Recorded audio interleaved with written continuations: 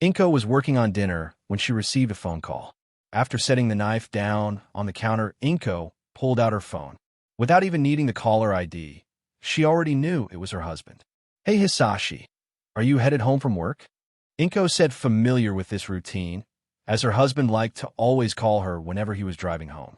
A weird habit only Hisashi had, as all her friends' husbands rarely did anything of the sort.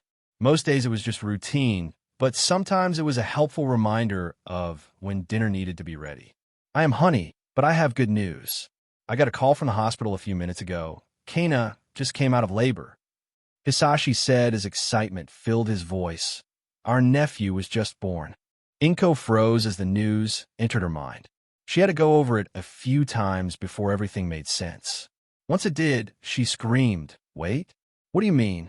Kana already had her baby, but he wasn't due for another week. And how are you acting so calm?" Inko knew she should be excited for her sister, as this was the day the three of them had been waiting for since Kana first learned she was pregnant. Yet to hear the news so suddenly, Inko's worrisome mindset was acting up. Honey, everything is okay. I'll be home to pick you up in a few minutes, then we can head over together. I'm sure your sister will appreciate our company," Hisashi said, reassuring his wife that everything is fine. Yet he was failing. As Inko had been talking to him, she had turned off the stove and ran into the nearest bathroom. Grabbing a comb, she began to brush out of the mess she had since waking up. As she brushed her hair, she said, "No, Hisashi, everything is not okay. We were supposed to have a week left to prepare everything. Most of everything won't be ready until Friday. Hisashi, it's Monday." Hisashi laughed a little. "Inko, Kana, and the kid most likely won't be discharged until Thursday at the earliest. We still got some time to make sure everything is in order. I'm pulling into the neighborhood right now." Inko's panic rose even more, and she dropped the hairbrush. Unfreezing, she dove up her makeup bag and began searching for lipstick. She wanted the delivery to be perfect, to have everything ready for when her sister and nephew left the hospital. "Honey, what did I just hear fall to the ground? And what did you just unzip?" Hisashi asked. Though he had grown accustomed to how easily his wife could panic at the smallest things, this was almost assuming. This was a time when her panicking was becoming a bigger issue than what she was panicking about. "You realize that we were supposed to have dinner with Miss Stucky and her husband tonight. Katsuki has given them a whole night's rest yet, and isn't supposed to for another 2 months," Inko declared, having read all the baby care books so she could help out her friends. "I already told Masaru, and he informed his wife. They're fine. They'll order some takeout," Hisashi said, then realized his mistake. Inko stopped as she did too, his sigh. Her voice took a tone as if she was right to tear himself apart, like she was an apex predator. "You mean to tell me that you informed the Bakugus of the situation before you informed me, your wife and sister, to Kana?" "I'm sorry," Hisashi said as if begging for his life, which he basically was doing, but he couldn't tell if it was working. "I'm pulling up to the house right now." That seemed to make Inko refocus. Forgetting the lipstick, Inko splashed some warm water on her face and then ran out of the bathroom. She hurried down the hallway and slid through the living room, using her quirk to pull her purse in her hand from the couch. As she did so, stopping at the front door, she knelt down and slipped on her shoes. Once the laces were tied, Inko ripped open the door and dashed out. After barely remembering to lock the door, Inko took off down the walkway. As she reached the road, Hisashi pulled in from the house. Sliding across the hood, Inko threw the passenger door open and got in. Then, without so much as a hello or any kind of greeting, Inko looked at Hisashi and said, "Drive." Knowing it was in his best interest to obey his wife's command, Hisashi put his foot down on the gas and tore down the street. Working on getting to the hospital quickly, while making sure not to get pulled over, Hisashi could see the worry growing on his wife's face. "Inko, everything will work out fine," Hisashi said, but noticed that she didn't seem to hear him. She didn't seem to be paying attention to anything around her until Hisashi pulled into a parking spot and turned the car off. As if the chair was going to shock her, Inko shoved her door open and leapt out of the car. Hisashi had to work fast to get out of the car. As he got away from the car, he looked down the parking lot and saw that Inko was already by the elevator and had pressed the button. Moments later, the elevator dinged and the door opened, forcing Hisashi to run to make it in time. He barely made it, having to squeeze in right before the door closed. He had to lean against the railing to catch his breath. He looked at Inko and said, "I don't want a word out of your mouth. I'm not the one that trained to be a hero. I feel like I'm about to have a heart attack. I told you, you should start going to the gym more than once a month," Inko said without taking an eye on the light that indicated which floor they were on. She was barely winded despite having done more running than her husband. Hisashi shook his head as he stood next to Inko. Once they reached floor 6, the door opened and Inko began to move forwards, only to be slowed by her husband. Keeping his arm intertwined with Inko's, Hisashi walked Inko up to the reception desk. "Hello. Welcome to floor 6 of Shizukoa General. Who are you here to see?" the receptionist asked, looking up from her computer. "Kana Tsutsumi," Inko said, wanting to see her sister and her nephew. "I'm sorry we don't have anyone by that name," the receptionist said, without looking at her computer. Hisashi smirked a bit. Despite Kana being Inko's sister, Hisashi knew more about the political world of heroes than Inko did. Hisashi knew Kana wouldn't use her real name, as whenever a heroine got pregnant, they usually did their best to keep it secret. And Kana had done her best to hide her pregnancy. The fact the photos the media managed to get of her were always from a distance helped, making it hard to see her baby bump. Not that she really had one. Then try Kara Midoriya. "We're her sister and brother-in-law," Hisashi said, giving the name he had helped Kana set up in preparation for all this. The receptionist smiled as she did a quick look over at her computer. Then she stood up and gestured down the hallway. "She's in room 628. Please be quiet. She hasn't had much time to recover." "Thank you," Hisashi said with a nod, then pulled Inko away from the desk. As they walked down the hallway, Inko's demeanor changed. "Hisashi, are we ready for the responsibility?" Inko asked, hugging herself. Hisashi stopped, then turned around and said, "Nope, let's go home. I'm sure your sister will be fine." Hisashi began walking in the opposite direction, but before he could get too far, Inko used her quirk and grabbed Hisashi by his shirt collar. Once Hisashi felt his shirt start to pull him back, he stopped and chuckled. He then turned and walked back to Inko, placing an arm over her shoulder. "We've done everything we can to prepare, but for things like this, sometimes your best isn't to be prepared for everything, but doing your best to adapt to the unknown." Inko hugged Hisashi and cried a bit into his shirt. Hisashi hugged Inko until she stopped crying. Once she stopped, she looked up at her husband, and he asked, "Are you ready to go in?" Inko nodded. So together they took the last few steps to room 628, where Hisashi knocked on the door. A few moments later, a voice called out, "Who is it?" The voice sounded exhausted, but unable to sleep. "It's Inko and Hisashi," Inko said in a calm voice. "Inko, it's good to hear your voice. You can come in if you leave your baggage in the hallway," the voice said, with a little humor in it. Hisashi gave a fake laugh and opened the door. "Obviously, you're not that tired if you're able to joke about that." Hisashi and Inko walked in and saw Kana leaning against her bed. Her breath was slow and her eyelids were half closed. She tilted her head, and despite being very pale, she gave a small smile as she saw the two. "Hisashi, I'm going to be able to joke about that on my deathbed," Kana said, her smile turning into a smirk. "Come on, you two. Let's not go there right now," Inko said, as she walked over and gave Kana a little hug. "It's good to see you again. How is everything?" Kana nodded her head over to a small tub that had a blanket poking over the edge. "I was barely in labor for an hour. It seemed like the little sucker wanted to come out," Kana said, then noticed the worry on her sister's face. "Inko, he's fine. Despite being a week early, the doctor gave him a clean bill of health." "So what are you thinking about naming him?" Hisashi asked, walking over to the tub and looking at the newborn that lay inside. The newborn was wrapped tight in a swaddle and was fast asleep. "I thought I would leave that up to his parents," Kana said. Inko took a shuddered breath and almost fell to the floor. "Inko, that's why you left training. You wanted to have a family, something you have been trying to have for 3 years now. That is the whole reason I carried him." Inko looked her sister in the eyes and asked, "Are you sure?" Using all of her strength and willpower, Kana leaned forwards and gave her younger sister a hug. "I'm sure.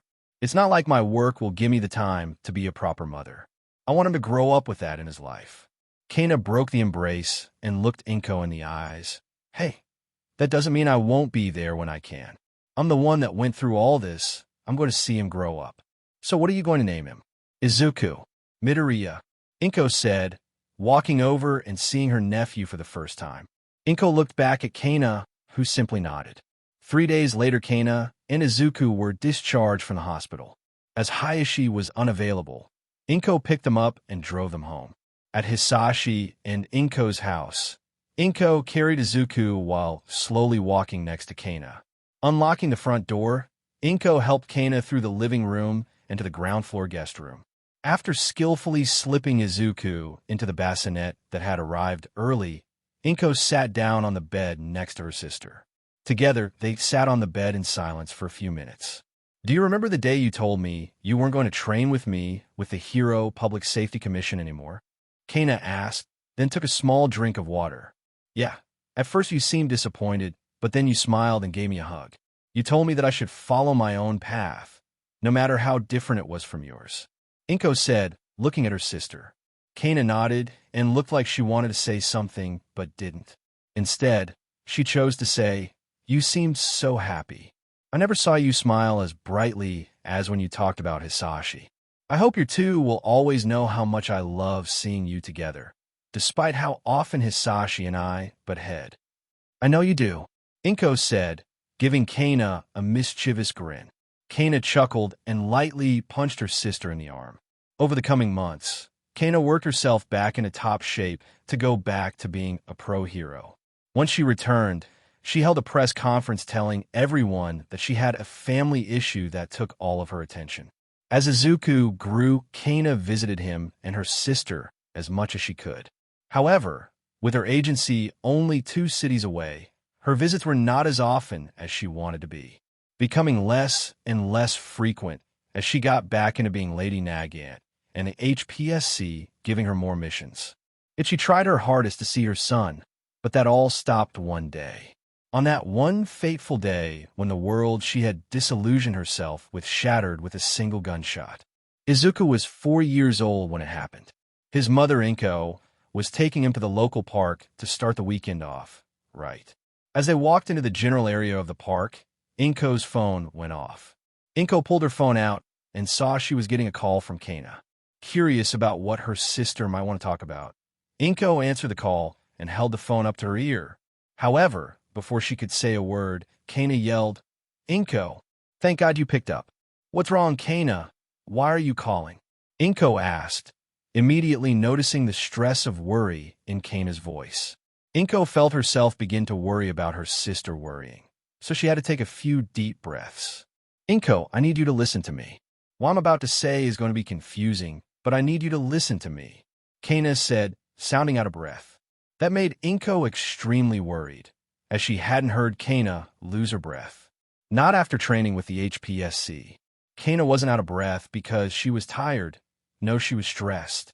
Inko could feel herself start using the training she got alongside Kana on how to deal with stressful situations. "All right, what do you need to tell me?" "You're going to see my hero name in the news in the coming days. It will probably be about a fight I had between some other pro heroes. Just know that whatever they say isn't the truth," Kana said in an anxious tone as the wind rushed by, making it hard for Inko to hear her sister. "Then what is the truth?" Inko asked, hearing gravel being moved from Kana's end of the call. That told Inko that her sister was being chased, but from who and why? "Is that Aunt Kana?" Izuku asked, tugging on Inko's pant leg. "It is Honey. We're in a serious conversation right now, and she needs to tell me something," Inko said, then just heard Kana sigh a sad breath of air. "What is the truth, Kana? I'm sorry, but it's better if you don't know the whole story. Just now I'm going somewhere, and I'm gone for a while," Kana said. Inko's mind deciphered the code as Kana was going to get arrested. "My God, Kana, what did you do?" Inko asked, looking around as if someone was hunting her and Izuku. She scanned the crowd, a new couple walking their dog around the park, a street vendor selling snow cones, just other people doing normal daily tasks. None gave off malicious intent. "I'm sorry I can't tell you that, but there's something you can promise?" "Do you know how we talked about the future when Izuku starts to ask specific kinds of questions?" Do you remember that conversation? Kana asked as she caught her breath. I do, Inko asked, grabbing Izuku's hand and pulling him over to a park bench. Her eyes are still scanning the crowd around her.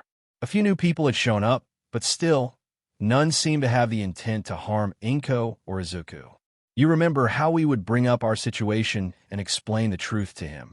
About everything, Kana said. Her voice was still stressed, but it seemed to be calming down a bit. Talking to her sister always calmed Kana down, no matter what was stressing her out. I do, Inko said as she looked down at Izuku. I need you to promise that doesn't happen. Whenever Izuku starts asking those questions, tell him whatever lies will convince him the most. Anything but the truth. It will be best if he knows. It will save him from a world of pain and hurt. A legacy he doesn't need to be a part of. Can you promise me that? Kana asked. Inko took in a sharp breath and then asked, Why? Why are you asking me to do all that? I know right now that this all sounds confusing, but when you hear the lies of the media, you'll start to understand.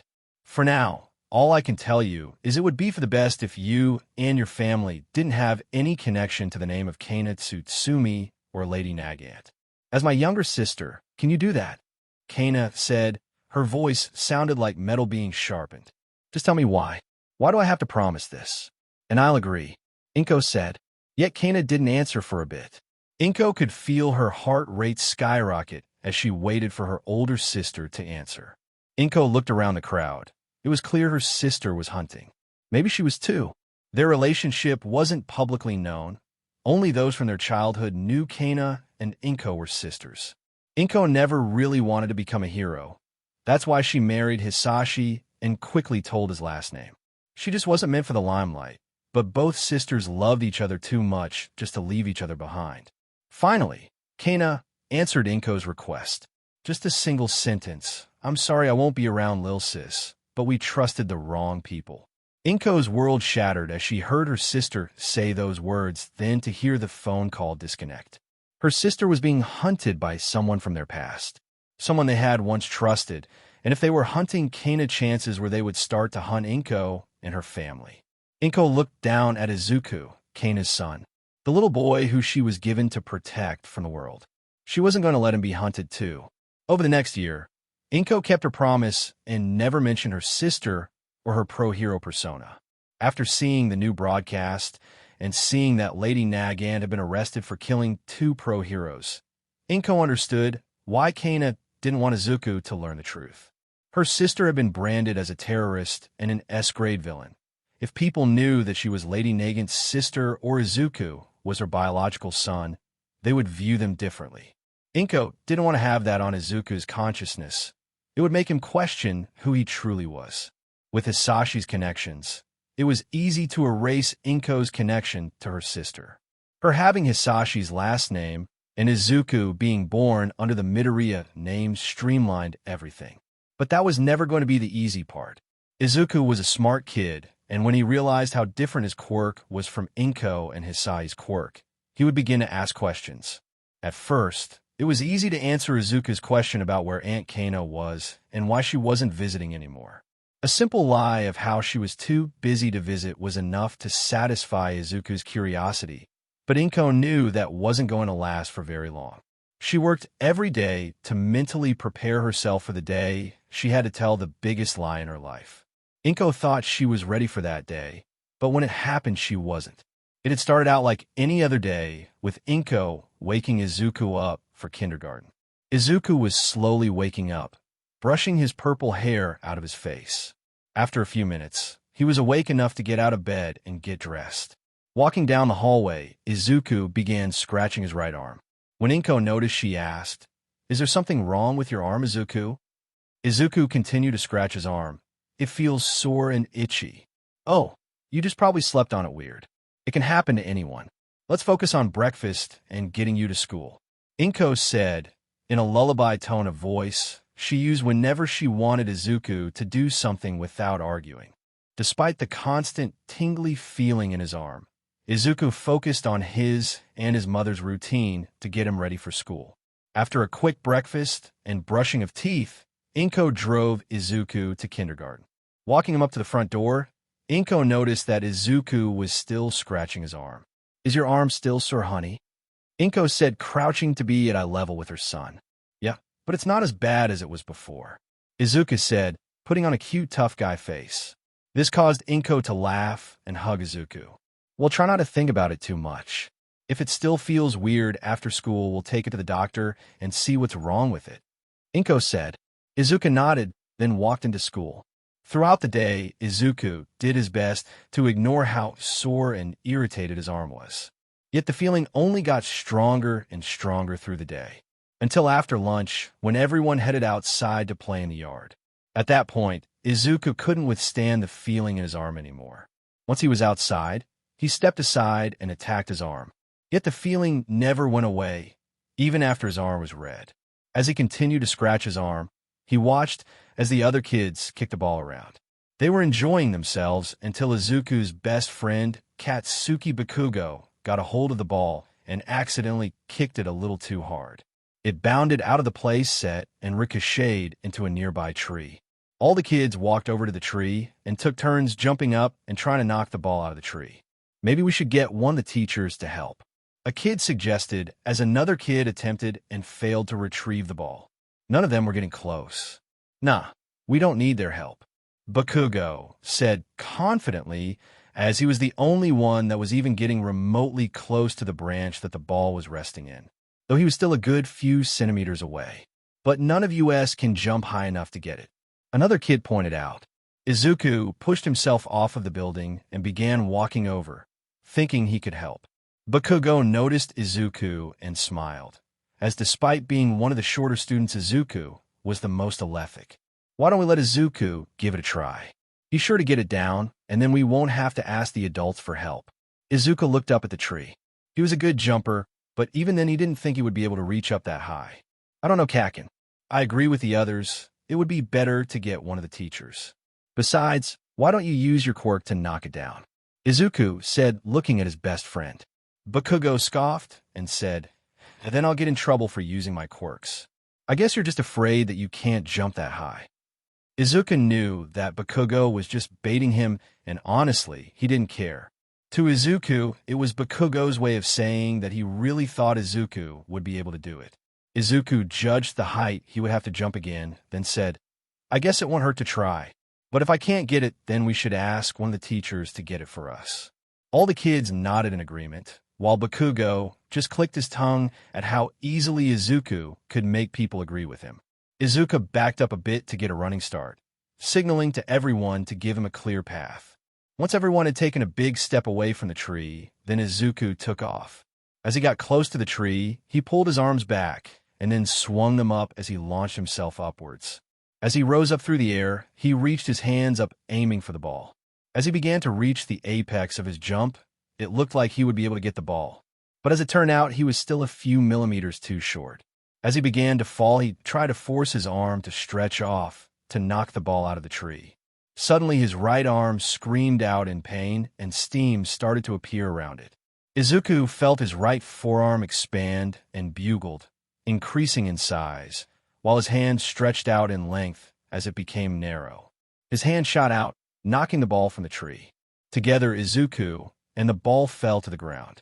As Izuku landed, he fell to his knees, holding his right arm tight against his chest. Pain exploded through his arm, just to disappear, only then to reappear. As he held his transformed arm against his chest, the pain began to slowly decrease. At that moment, the principal of the school noticed all the kids standing by the tree. As she walked over, she asked, "Is everything all right?" The kids looked at Izuku, watching as his dark purple hair began to change. It was no longer a single color. Patches and strips of green were spread through Izuku's hair. Bakugo looked at Principal Nozomi and said, "I think Izuku just got his quirk." Being an old friend of Inko from the middle, Principal Iniko Nozomi knew Inko and Kana. They had both been bridesmaids at Inko and Hisahi's wedding, meaning she was one of the few people Inko told about Izuku's situation. Knowing that it needed to be kept a secret, Principal Nozomi quickly knelt down in front of Izuku and whispered, "Midoriya, I need to see your arm." Izuku slowly nodded and revealed his hand to her. While Inko and Kana always believed Izuku would inherit Kana's quirk, There was a small chance Izuku inherited the quirk of whoever his father was. If he had, then life for him would have been much simpler going forever. Yet once Principal Nozomi saw Izuku's right arm, she knew that no one else could see it. "Izuku, can you transform it back?" she whispered. Izuku shook his head. The feeling in his arm was completely new and he couldn't control it. Principal Nozomi knew she needed to act fast, so she slipped her suit jacket off and put it over Izuku. Then she looked at Bakugo and said, "Can you please inform Mr. Bashira that he'll need to come out? I need to take Midoriya to my office." Bakugo nodded and took off while Principal Nozomi helped Izuku to his feet. She walked him through the yard and inside the building. Quickly walking through the schoolhouse to her office, Principal Nozomi locked the door as she and Izuku were in. She instructed Izuku to sit in one of the chairs as she walked over to her desk and dialed Inko's phone number. Once the line connected, Principal Nozomi said, "Hello, Inko. I hope you're having a good day." "That's good to hear. I'm calling because Izuku's quirk appeared. Sadly, it's Kana." Nearly a perfect match, even down to the hair changing. No one else had seen his arm, not even the other kids. "You came to me because you trusted me. It's okay for now. We're in my office right now. However, there's an issue. He doesn't know how to transform it back. I think it would be best if you got here as soon as possible. I won't be able to hold him in my office all day without some questions being asked." Principal Nozomi was quiet for a second, then said, "Okay, I'll let the front desk know. See you in a few." She ended the phone call and then walked over to Izuku. She crouched down and looked Izuku in the eye, then said, "Your mom is going to be here in a few minutes, okay? How are you feeling?" Izuku suddenly smirked for some reason, then held out his left hand and said, "I know how my arm was so itchy." He opened his left hand, and inside his palm was a small glass marble. This got inside. Principal Nozomi looked at the marble extremely confused. A question that won't be answered until Inko arrived. Luckily, it was in a timely manner. Her arrival was announced when a knock came on the door. Principal Nozomi walked over and opened the door. She hustled Inko inside, then closed and locked the door. Principal Nozomi quickly explained how Izuku was trying to get a ball out of a tree. With that information, Inko knelt in front of her son and with a smile said, "Izuku, I'm going to need to take a look at your arm. Can you show it to me?" Izuku slowly nodded and extended his right arm from within the jacket. Inko was surprised to see Izuku's arm. Then she looked at her friend. Principal Nozomi had said that it was almost a perfect match, but Izuku's arm looked nothing like Kana's. While Kana's rifle extended out of her elbow, contorting her lower arm against her shoulder. An aspect of her sister's quirk Inko honestly found disgusting. Yet instead of that, Izuku's entire forearm had transformed into the rifle. His forearm had transformed into the stock and main body of a long-range rifle, while his entire hand had stretched and narrowed into the barrel. It looked like a streamlined version of Kana's quirk, meaning it had evolved and was more powerful. But now is not the time for testing Izuku's quirk. "We'll be fine if I took Izuku home for the rest of the day?" Inko asked, looking over at her old friend. Principal Nozomi nodded and said, "It's standard practice for a kid to go home early when their quirk first comes in. And between you and me, if you need the rest of the week, take it." Inko nodded, then looked back at her son. She could help him learn his quirk later. For right now, he needed to transform his arm back. Having trained with Kana with the HPSC, Inko and her sister learned a lot about each other's quirks. Kana has talked about how it was hard to keep her quirk from forming when she was stressed. For something like this to happen must have been really stressful for Izuku. Using the only method Inko and Kana used to calm each other down, Inko gently pressed her index finger against Izuku's chest and said, "Izuku, I want you to close your eyes and breathe slowly as you listen to my voice." Izuku nodded and closed his eyes. Emotion starts in the heart, the core of a person's soul. It flows through the lungs and swells with power. Inko traced her finger down to Izuku's midsection. Then it flows through veins and moves the body. Inko brought her finger back up Izuku's chest and toward his shoulder. It goes from a person's feet to the end of the hand.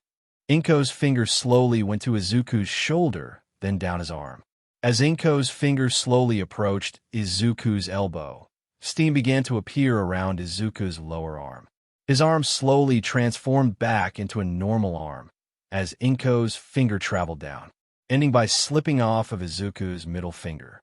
Izuku took a deep breath and felt his entire body relax. "Everything is going to be okay, sweetie," Inko said, wrapping Izuku in a tight hug. They continued to hug each other for a few minutes. After they were done, Inko gave her friend her jacket back and thanked her. Inko walked Izuku out to the car, and together they went home.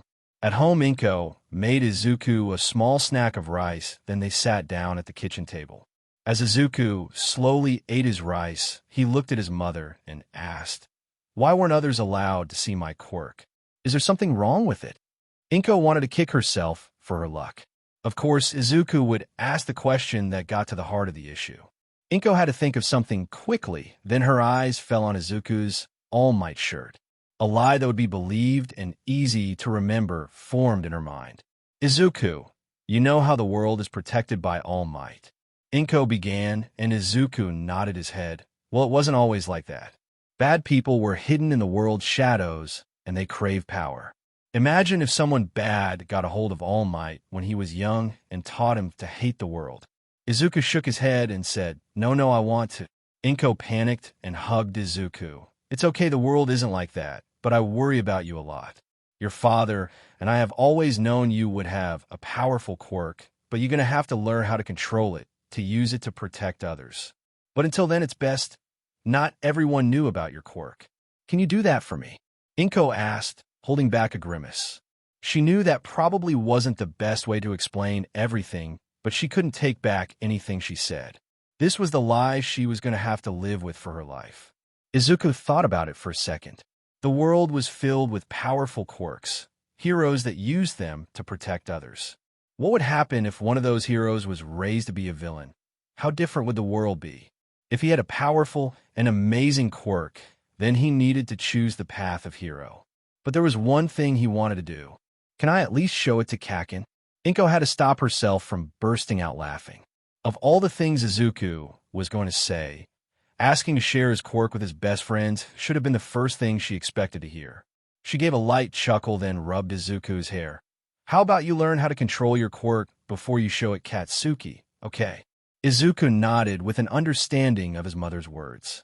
Izuku spent the rest of the day playing in his room while Inko figured out how to test her son on how to use his quirk without making her seem too knowledgeable. It began with taking Aniko's offer to take the rest of the week off. The next day, Inko began teaching Izuku to control his quirk. It started with Izuku learning just what his quirk was. Inko explained to him that his quirk allowed him to transform his right arm into a long-range rifle with the ability to fire a bullet. Inko worked with Izuku to learn how to control his quirk's transformation and only be active when he wanted it to. Something Izuku picked up unnaturally quickly and had a good handle on by the time Inko served lunch.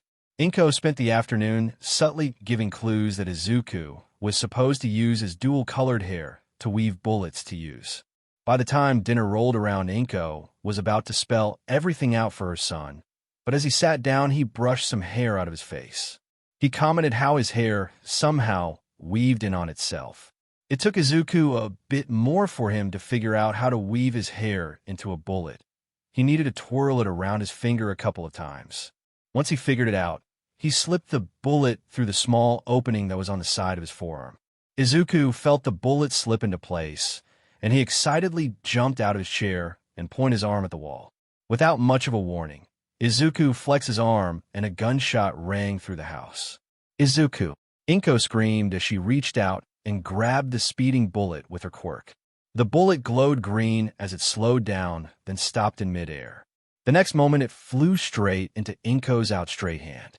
As the bullet landed in her hand, Inko had to catch her breath.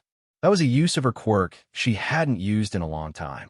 She flashed a stern look at Izuku, then in a calm voice said, "All right, rule number 1. No firing your quirk inside." "Sorry, Mom," Izuku said, transforming his arm back into its normal form. Inko sighed as she walked over to hug Izuku and say, "It's okay, honey. When I first figured out my quirk, I wanted to see what I could do with it. I accidentally pulled a hot piece of metal into my hand. Let's just be careful of how we use our quirks." Izuku nodded as he hugged his mother back. Inko and Izuku spent the evening resting from working on Izuku's quirk. Once the sun went down together, Izuku went to bed, while Inko went looking through her closet for a vanilla folder. Once she found what she was looking for, she pulled out a vanilla folder that had Project Velocity stamped on the front.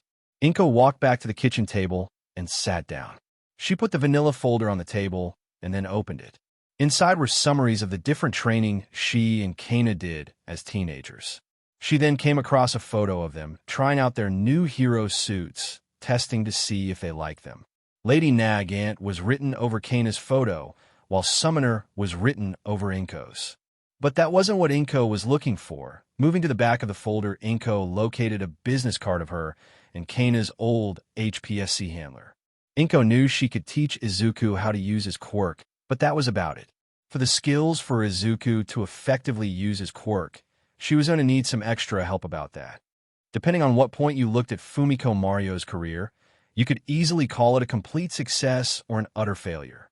When he first joined the Hero Public Safety Public Commission, right out of high school, he was looking for a job to help through college.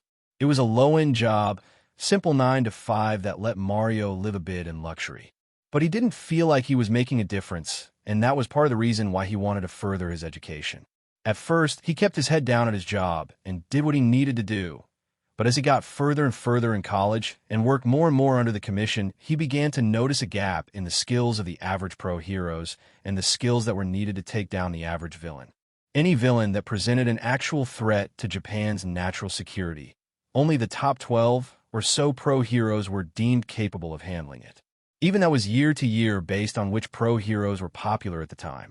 Seeing this problem and wanting to get ahead of Mario, he began constructing a program whose purpose was to find young, talented kids with powerful quirks and accelerate their training to become pro heroes, so by the time they enter high school, they were on the level of rookie pro heroes.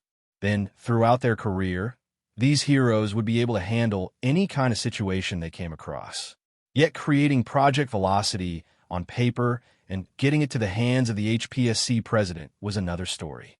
When Mario first created the program, he was still a 9 to 5 employee and didn't have much sway in anything, so he had little hope of getting the program greenlit. But as Mario worked through college and earned his master's in criminal behavior, he used his knowledge and charisma to help his coworker. With all his promotions and his position keeping him and his wife in Mustafa, Mario began to lose hope in his program. So in one last attempt, Mario decided to try and send a 1,000-page memo to the president of the HPSC.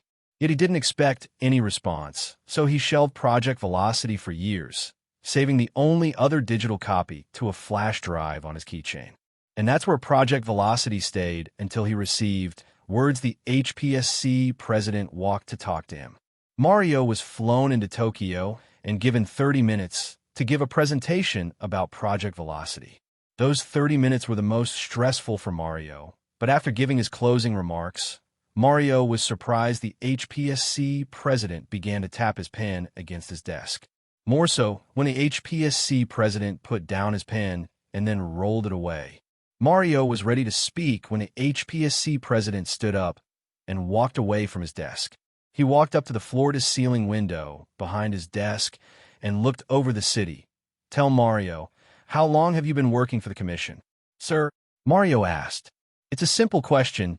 You were able to write a 1,000-page memo abbreviating your program. You could have written it longer, but you knew the longer the memo, the less someone was going to read it. So I think you should be able to answer my question. How long have you been working for the commission?" The HPSC president asked again.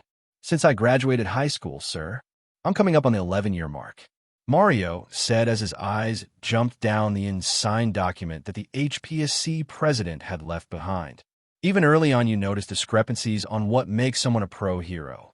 The HPSC said as he put a hand on the window and leaned on it as he looked over Tokyo, the most preposterous city in Japan and one of the most attacked by villains.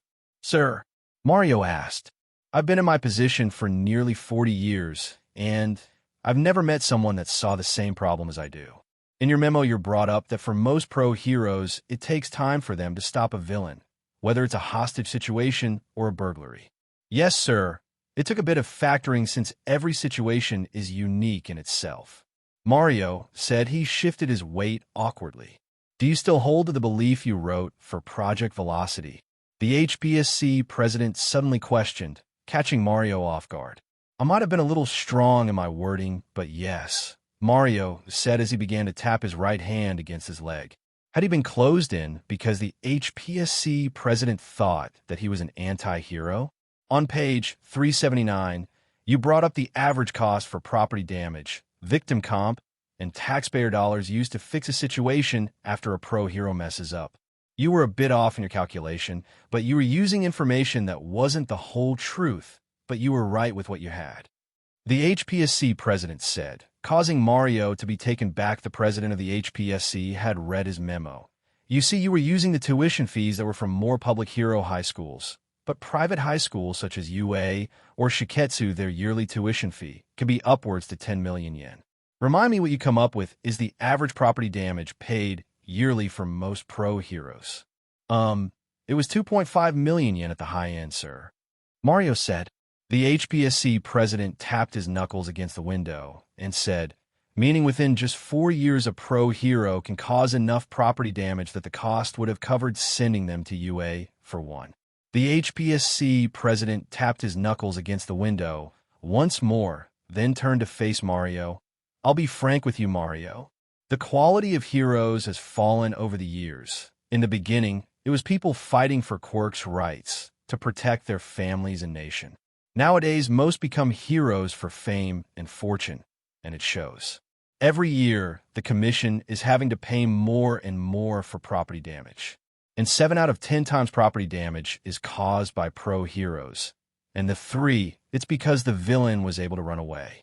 Just yesterday, one of those instant villains was able to run around because the heroes weren't up to the task. They didn't have the skill. You see the new generation of pro heroes. They don't think they want to be better, faster, stronger, more popular.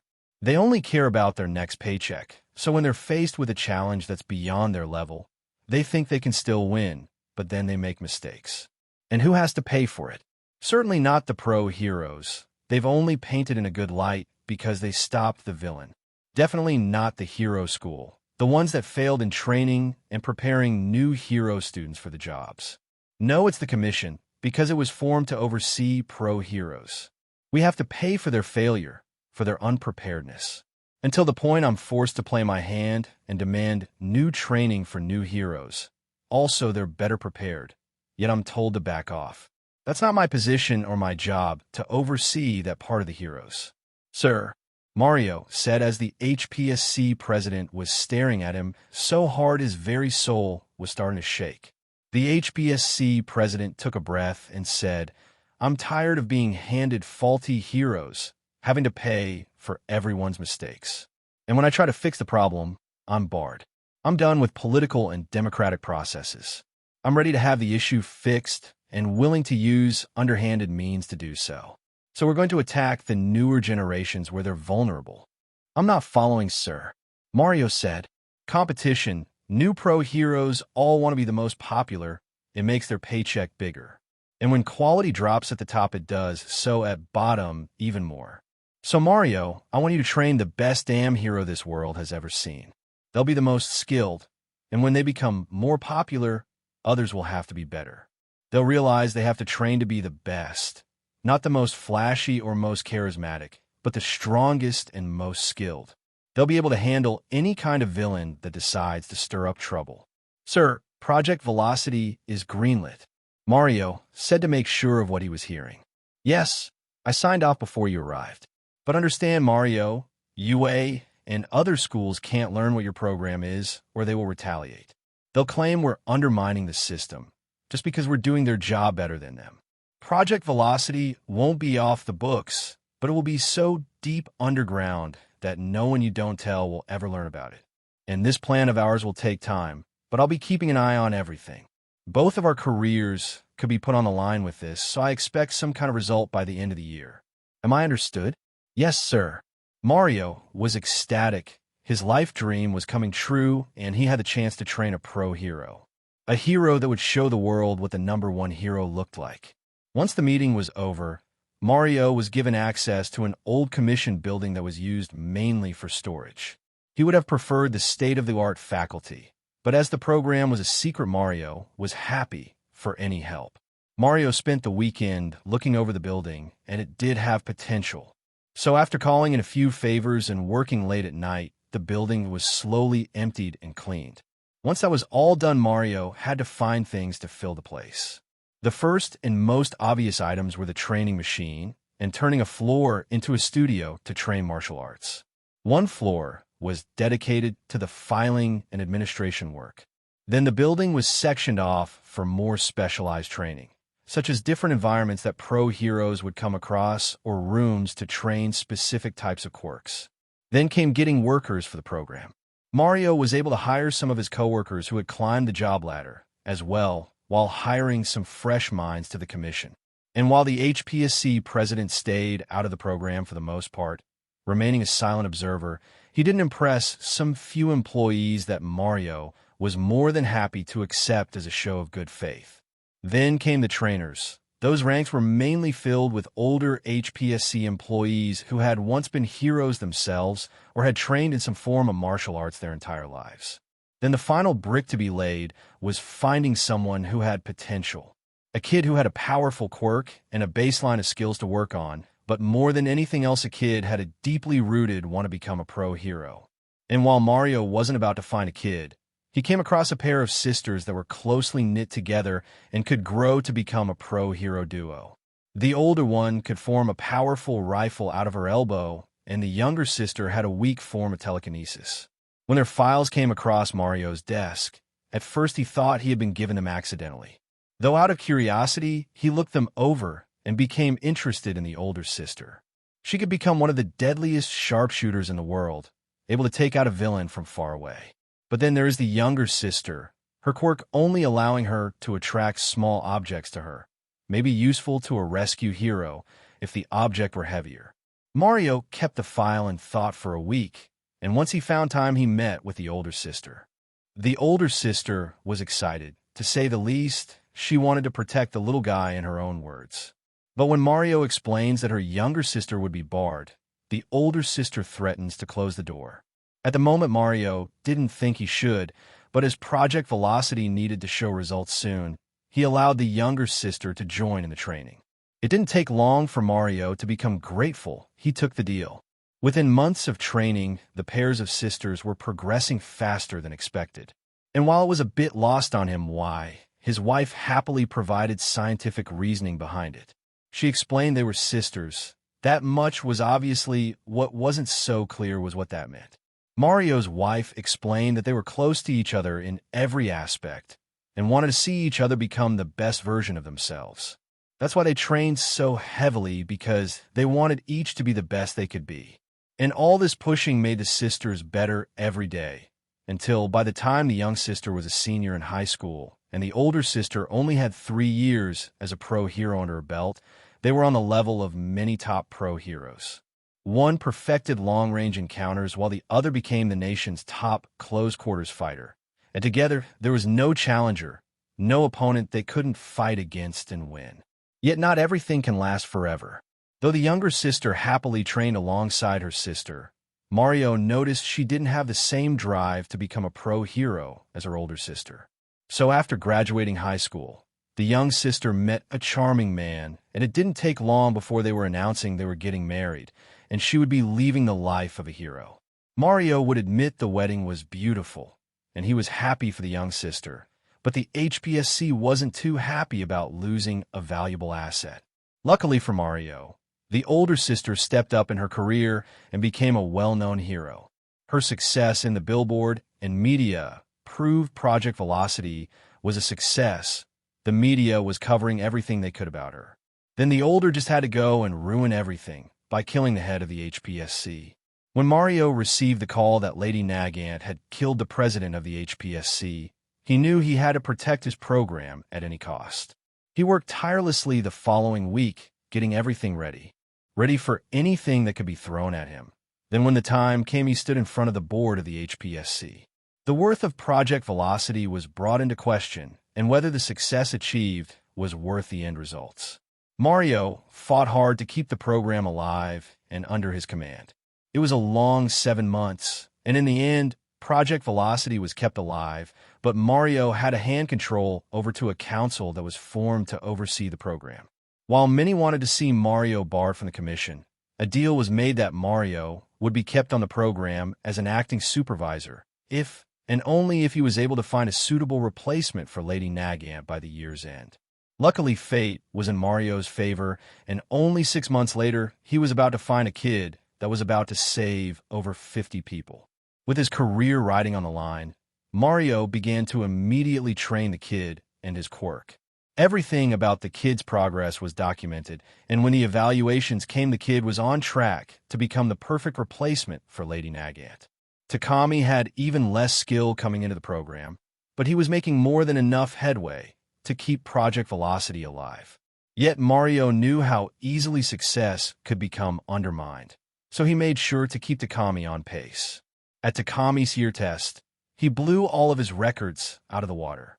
So much so that after Mario thanked his superiors, he told a member of his team to buy Takami a gift to keep him in high spirits. Mario then drove home to celebrate his newfound success alone, as his wife was at a conference in Tokyo.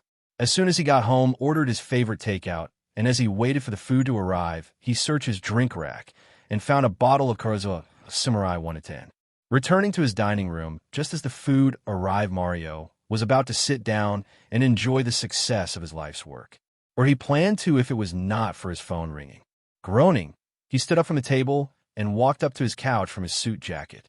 Maybe it was his wife calling, and Mario would be more than happy to talk to her after the long day he had. Yet after fishing his phone out, Mario saw that it was an unknown number. Damn it, Henkido, this better not be you. That's her 7th phone in the past 4 months. Mario said, because who else would have his phone but their contact not be saved? He walked back to the table and then answered the phone. What is it, Henkido? Good to hear that you haven't fired Henkido yet. A voice came through. A voice that was the start of his downfall. A voice that he honestly didn't think he would hear ever again, nor did he want to. Hold on, if I'm going to talk with you, then I'm going to need a drink first, Mario said as he put the phone on the table and he popped the cork on his drink. After pouring a small bit of alcohol and drinking it, Mario looked back at the phone. All right, who is this? I thought that's what the drink was for, Mario, sir. Inko said, her voice taking a light-hearted tone. She probably didn't like making this phone call any more than Mario liked getting it. They had gone on their separate paths a long time ago. Inko Midoriya, as I live and breathe. What could possibly possess you to call me after what you and your sister did to Project Velocity? Mario said as he poured himself another glass. It was a few moments before Inko spoke again. When she did, it was soft and controlled. Sir, I did not call you to air out any grievance, but I know my sister and I didn't always show our appreciation for what you did for us. Me leaving the program at such a crucial time was wrong to do, and what my sister did by killing those other heroes. Everything you did for us, getting us out of that situation, training us to be heroes, I'm sorry everything ended the way it did. Mario shook his head as he had to remember the lie the HPSC had created for the media. Mario and his team had worked hard and fast to cover that mess up, yet from the way Inko spoke, she knew that wasn't the truth. Mario found that strange, but if she knew the truth, then why would be calling? She would never trust the HPSC again if she knew the truth. Well, thank you for that. So what do I owe the pleasure of your call? Mario asked, his curiosity piqued by this. He needed to know if Inko knew the truth behind that day. If she knew, then no matter how well Takami did on his test, if Inko released that information, Mario could end up in Tartarus alongside Kana. So the day my sister got arrested, she called me. Mario began to panic, as there had been no information of Lady Nagant making a call as the HPSC chased her down. Perhaps Inko knew the truth. I was the last one she talked to before she was captured. Sir, the way she spoke, it sounded like she was being framed for killing those pro-heroes.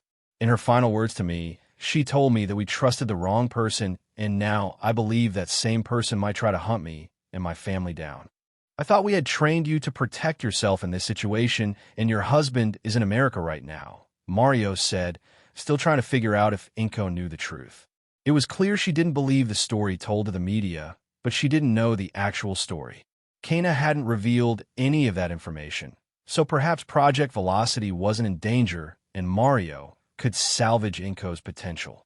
Mario heard Inko take a deep breath and then say, "Sir, Kana had a son." Mario almost choked on his own tongue. Kana had a child, yet she was never married, and how did she hide it from the media, let alone Morrow and his team? She did her best to hide it from everyone, including the HPSC. In the end, knowing her job won't allow her to be a proper mom, she gave her son to Hisashi and me to raise. He gained his quirk today, and honestly, I don't know how to train him. To teach him how to use my sister's quirk without bringing up our past, I can't do that. I need help, and you and Project Velocity are the only people I know that can do so. Maybe it was the alcohol. Maybe he was wanting to make up for past mistakes, to prove that the first trainees of Project Velocity were not such a big failure as the HPSC Council thought they were. Mario absorbed all this new information. Inko didn't know the truth, and because of that, she still trusted Project Velocity. Kana had a son who had the same quirk as her, meaning it would just be if not more powerful. If Mario could train this kid to be a hero, then along with Takami, the HPSC would have two well-trained heroes on their payroll. Well, Mrs. Midoriya, it sounds like your family has many secrets it's kept, but your position sounds troublesome. And though there has been rough terrain between us in the past, what kind of servant would I be to this nation if I turned you and your son away? Mario said, pouring a third drink. He grabbed it as he stood up from the table and began to pace the room. "Thank you, Mario, sir." Inko said, "I'll inform the HPSC Council of our conversation and inform you when a time has been set apart for you." And Mario said as he swirled the alcohol in the glass. "Izuku Midoriya." Inko said, "Izuku to come into the faculty." "Oh, and Mrs. Midoriya, will there be any baggage this time?" Mario said as he remembered Kana's demeanor that despite Inko's quirk not becoming powerful, Kana would only train in Project Velocity if her sister could join her. It had turned out to be fruitful, but it was still a risk and a gamble nevertheless, and Mario didn't think his luck would stay positive much longer. To keep Izuku from learning of his past, he has not been informed of Kana being his mother. He has always been registered as a Midoriya, and I would like to keep it that way. That is all I ask for." Inko pleaded. She had promised Kana that her son would never learn the truth, and Izuku at the moment was a fragile kid. If he learned their family's dark secret, there was no telling how it would destroy him. "I understand. Your sister might have been framed for her misdoing, but to save your son from the public, I will grant that request. No one will be informed of your son's actual parents," Mario said as he raised his drink as if giving a toast.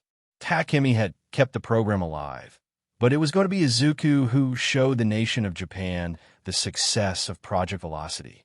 "Good night, Mario, and thank you," Inko said. "Good night, Mrs. Midoriya," Mario said, then ended the call as he downed the rest of his drink. The day was glorious, but it was at night when true victory was achieved. Mario knew he couldn't let his opportunity waste away, so he needed to work fast. Switching over to contacts, Mario pulled up Henkido's number and called it. After the third ring, the call connected and Henkido opened with, "Good evening, sir. What do you need?" "Henkido, how would you feel about working some overtime?" Mario asked as he focused on getting everything ready. The timing of this was critical. He needed everything ready for when he stood in front of the HPSC Council. They would find out about his team training Izuku, and if they feared the past repeating, then Mario would most certainly be kicked from the program. And then control would go to someone else, something Mario couldn't let happen. The program was his dream, his idea. He wouldn't let someone else have the glory of it. "On what, sir?" Henkido asked, making Project Velocity what it was always meant to be. Mario said with the plan of no longer allowing his career to be a laughingstock. The next day, and over the coming week, Mario worked with his team to get ready for Inko and Izuku's visit to their training faculty. Mario was vague on the details of the purpose of the visit, only telling a select few of those who needed to know. He wanted to give himself as much time as possible to get everything squared away before the council caught wind of everything. Mario searched through the files, digital and physical, until he found the files pertaining to the Tsunami sister. He looked over the file cabinet worth of information, which contained training regimens for weights, karate, judo, and bukijutsu, along with test results and a food plan to build up stamina and strength. Every day Mario went home exhausted, but more proud than ever, as each day he could see his vision of Project Velocity becoming more and more of a reality. At the end of the week, everything was ready, so Mario called Inko on a secure line and informed her. They quickly set up a day for Inko to bring Izuku in and run some tests on his quirks. In the end, they decided on next Saturday after lunch, and Inko ended the phone call by thanking her old friend, and Mario remarked he was happy to be of service again. Even with everything squared away, Mario didn't slow down. He doubled and triple-checked everything. He planned on only having a small team, himself and 4 others when Izuku arrived. This meeting was just as secret as Project Velocity was at the beginning. A small team help a kid with a powerful quirk become a hero. In the beginning and in the end, that's what the program was built to do. On the day of the meeting, Inko worked from a long and resting sleep.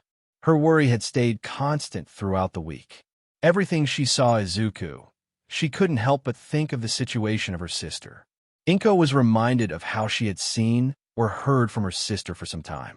But that was the price of keeping herself and Izuku safe. And while Inko didn't know how Kaina's situation was in Tartarus, Inko was sure her sister was thinking the same. As Inko got out of bed and walked over to the window to open, the morning sunlight touched her face and she felt relaxed. Kaina always said she enjoyed looking up at the night sky and seeing the stars. But to Inko, nothing could ever beat the sight of a beautiful sunrise. Inko looked at the rising sun and hoped that after a day her worry would become tempting. Turning away from the window, Inko headed downstairs and started making breakfast. As she worked in the kitchen, she heard the sounds of Izuku waking up, and a few minutes later, he walked into the kitchen. He yawned as he rubbed the sleep from his eyes and sat down at the table. "Izuku, honey, we're going to meet up with some of Mom's old friends this afternoon. Is that all right with you?" Inko asked as she cracked a few eggs over a frying pan. She had decided to go with American-style scrambled eggs and toast. Let the egg cook. Inko pulled up a cabinet and grabbed the loaf of bread. At the safe timing, using her quirk to plug the toast, which she slipped the beard into and pulled it down. "But Kakin and I made plans to play with each other this afternoon. You said I couldn't show him my quirk until I had some control over it. You said last night that I had control," Izuku said in a sad tone. He had worked so hard to learn how to control his quirk. He wanted so badly to show it to his best friends. They always talked about becoming the best pro heroes, and with their quirk, they could easily do so. Inko made the mistake of looking over at Izuku and saw his big, pleading puppy eyes. Despite all her training to be a hero, her ability to either take down a villain or talk them out of something. With her ability to end hostage situations, disarm a bomb, and go toe-to-toe with the best pro heroes, Inko barely lasted a few seconds looking at Izuku before she broke. Kaina and Hisashi always said she had a too soft spot for kids. "Okay, Katsuki can come along. I'm sure they'll love meeting him too," Inko said in a defeated tone as she turned back to making breakfast. She could hear Izuku doing a small celebration at winning the conversation. Inko couldn't believe how much she was wrapped around Izuku's little fingers, but she had promised her sister to be a loving mother. Once breakfast was made and eaten, Inko disappeared in her room to make sure everything was ready for the afternoon. While she did this, Izuku played in the front room by himself, waiting for his friend to come over. Around lunchtime, a knock came on the front door, and Izuku giddily ran to and opened it. On the other side of the door was Izuku's best friend, Katsuki Bakugo. He was wearing a black shirt with a skull on it and tan pants. As Izuku opened up the door, Bakugo had his hands in his pocket as he looked at Izuku with an unimpressed face. "Mom said you sounded pretty enthusiastic last night. So what's this thing you wanted to show me?" Bakugo said as he walked into the house. Izuku closed the door and fell in a step with his friends. "My quirk," Izuku said, his voice starting to get fast. As he led his best friend to the dining room, a bounce appeared in his step. He had worked so hard to gain control over his quirk, and it was so cool to him. That weird thing your arm did at school a week ago. I think I was the only one that saw that. I was going to say something, but the principal's action made it obvious that no one was supposed to see it, Bakugo said as he and Izuku sat at the table. 2 sandwiches were waiting for them, making Izuku look into the kitchen to see his mother making herself one. Izuku tilted his head in confusion. Since when had she been in the kitchen? So what's your quirk so mysterious? I bet it is not even cool. Not like mine. Bakugo held a hand up and lit off a small explosion. Katsuki, no quirks in the house, Inko said from the kitchen. The second explosion quickly died in Bakugo's hand as a whiff of smoke appeared, then he had to wave out of his face. He then turned to Izuku and gave a confused look. My quirks can be a bit destructive, yours too, so Mom made the rule of no quirks in the house. To stop accidents from happening too often, Izuku explained as he thought back to when he first used his quirk in the house. Bakugo shrugged as he lowered his hand and went back to his sandwich. If you can't your quirk, then how are you going to show me? Izuku laughed as a mischievous grin that looked as if he had gotten away stealing a cookie from the jar appeared on his face. There's a difference between showing and using. Let's have lunch first. This caused Bakugo to laugh, and they both quickly finished their lunch. Once their meal was eaten and they had put their plate in the sink, Izuku led Bakugo into the living room. Walking back into the living room, Izuku directed Bakugo to sit on the couch while he positioned himself on the floor between the couch and the ottoman. Izuku laid his arm across the ottoman and took a deep breath. Flexing his hand and forearm, Izuku felt a small, tingly feeling appear as steam formed around his arm. He felt his forearm and hand change, expanding as he activated his quirk. A few seconds later, Izuku's shot forearm, while hand and fingers narrowed and curled into a barrel. Resting on the ottoman was now a purple and green long-range rifle, and as Bakugo's mind recognized the change, he jumped a bit in his seat. As Bakugo settled down and lowered himself back down to the couch, he leaned forward to get a better look. Izuku's arm looked like a mixture between flesh and metal, and at the point of transformation, Izuku's veins were purple until they disappeared into his upper arm. What is it? Bakugo asked as neither of them had seen a gun before. They were still only 5 years old, and since Quirk had been inherited by 80% of the world population, people had stopped carrying small firearms for personal protection. And while police carried around pistols, neither of the young boys had seen a gun that looked like Izuku's arm. My mom said it was a rifle. And get this, I can twirl my hair and weave them into bullets. Izuku said as he began to use his left hand to twirl a bit of his hair. After a few seconds, the hair solidified into a bullet that Izuku used to make a show out of loading the bullet. I haven't had a chance to get much practice. It is not as easy to hide as your quirk. Izuku looked at Bakugo and noticed his best friend had a weird look on his face.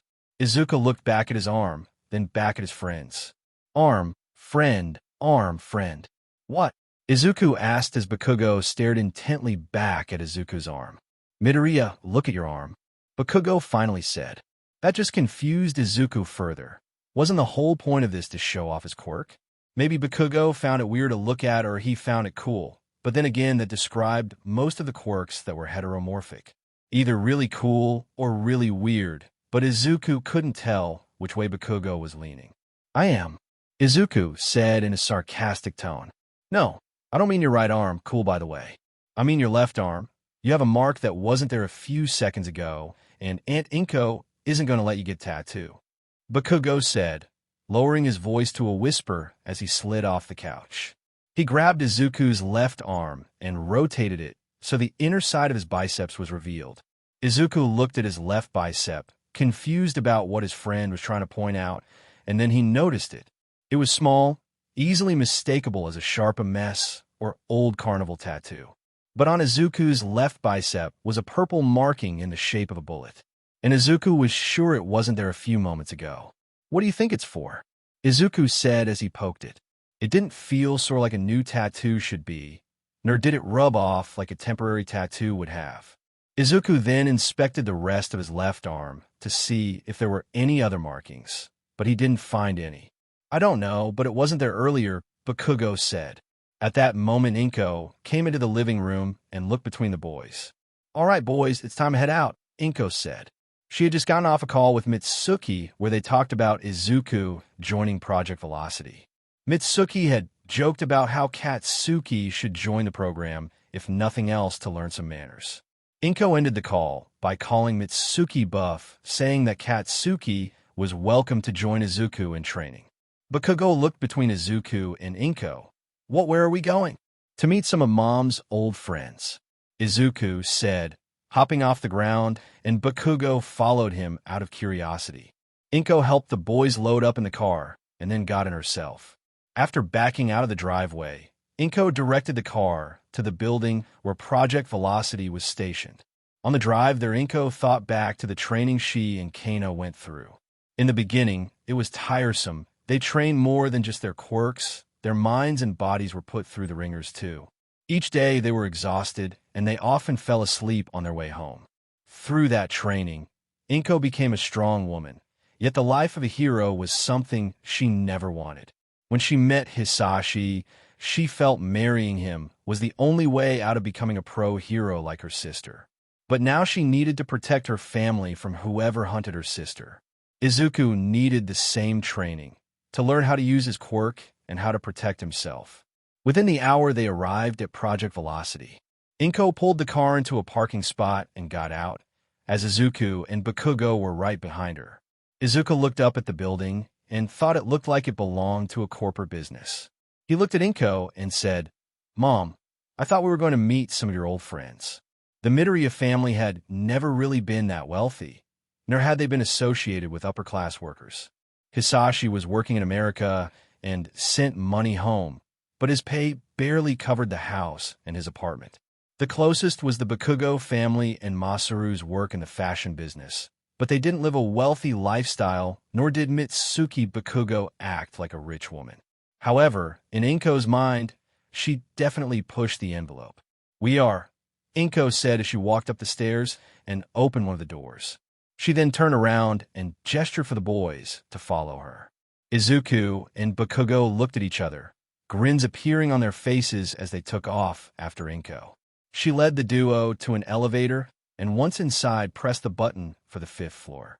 As the trio rode the elevator, Izuku looked at Inko and asked, Mom, who are we exactly going to meet? His mother never mentioned having friends who worked in a building like this.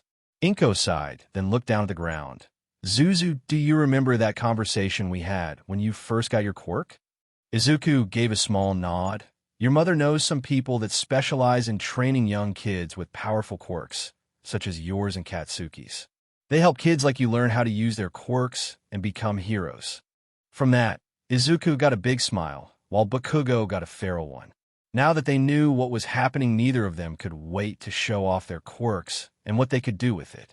It seemed to take forever before the elevator arrived on the 5th floor and opened. Once the door opened, they were met with an amazing sight. A kid, only a few years older than Izuku and Bakugo, with bright red wings, was flying around the floor. As he flew around, feathers from his wings shot out and hit targets of varying sizes. These targets were placed all around the floor, and the kid hadn't missed a single one. Izuku and Bakugo watched as the kid hit the last target with 3 feathers and then landed right next to a table. As the kid looked at the adults, all the feathers that had been shot into the targets dislodged themselves and returned to the red wings on the kid's back. Standing at the table were Fumiko Mario and 4 members of his team. Mario looked up from a monitor screen and said to the kid, Well done, Takami, you beat your previous record by 3.5 seconds. Keep up that pace, and you'll be on the level of a pro hero by the time you're a teenager. The kid nodded as pulled a blindfold down from his eyes. Izuku hadn't noticed the blindfold as the kid was flying around, making the kid's skill even more impressive. The red-winged kids looked at the different targets. He then turned back to Mario and said, I thought the targets were supposed to be in different places. A lot of them felt like they hadn't moved. They were. Mario paused and then looked over the targets. A lot of them seemed to be in the same location as last time. He then turned to his workers and sighed. This caused the woman to flicker and defend herself with, "I haven't gotten much sleep because of your little side project. So sue me." Mario sighed again as he folded his arm and brought a hand up to pinch the bridge of his nose. She was a good worker, one of the best for the program, but all the work Mario had to put in to cover her forgetful behavior. Some days were harder than others. "Henkido, what am I going to do with you?" The employee, now identified as Henkido, looked ready to defend herself, but then noticed Inko and the two boys. The gears of her mind were visible as she took a few moments to recognize Inko.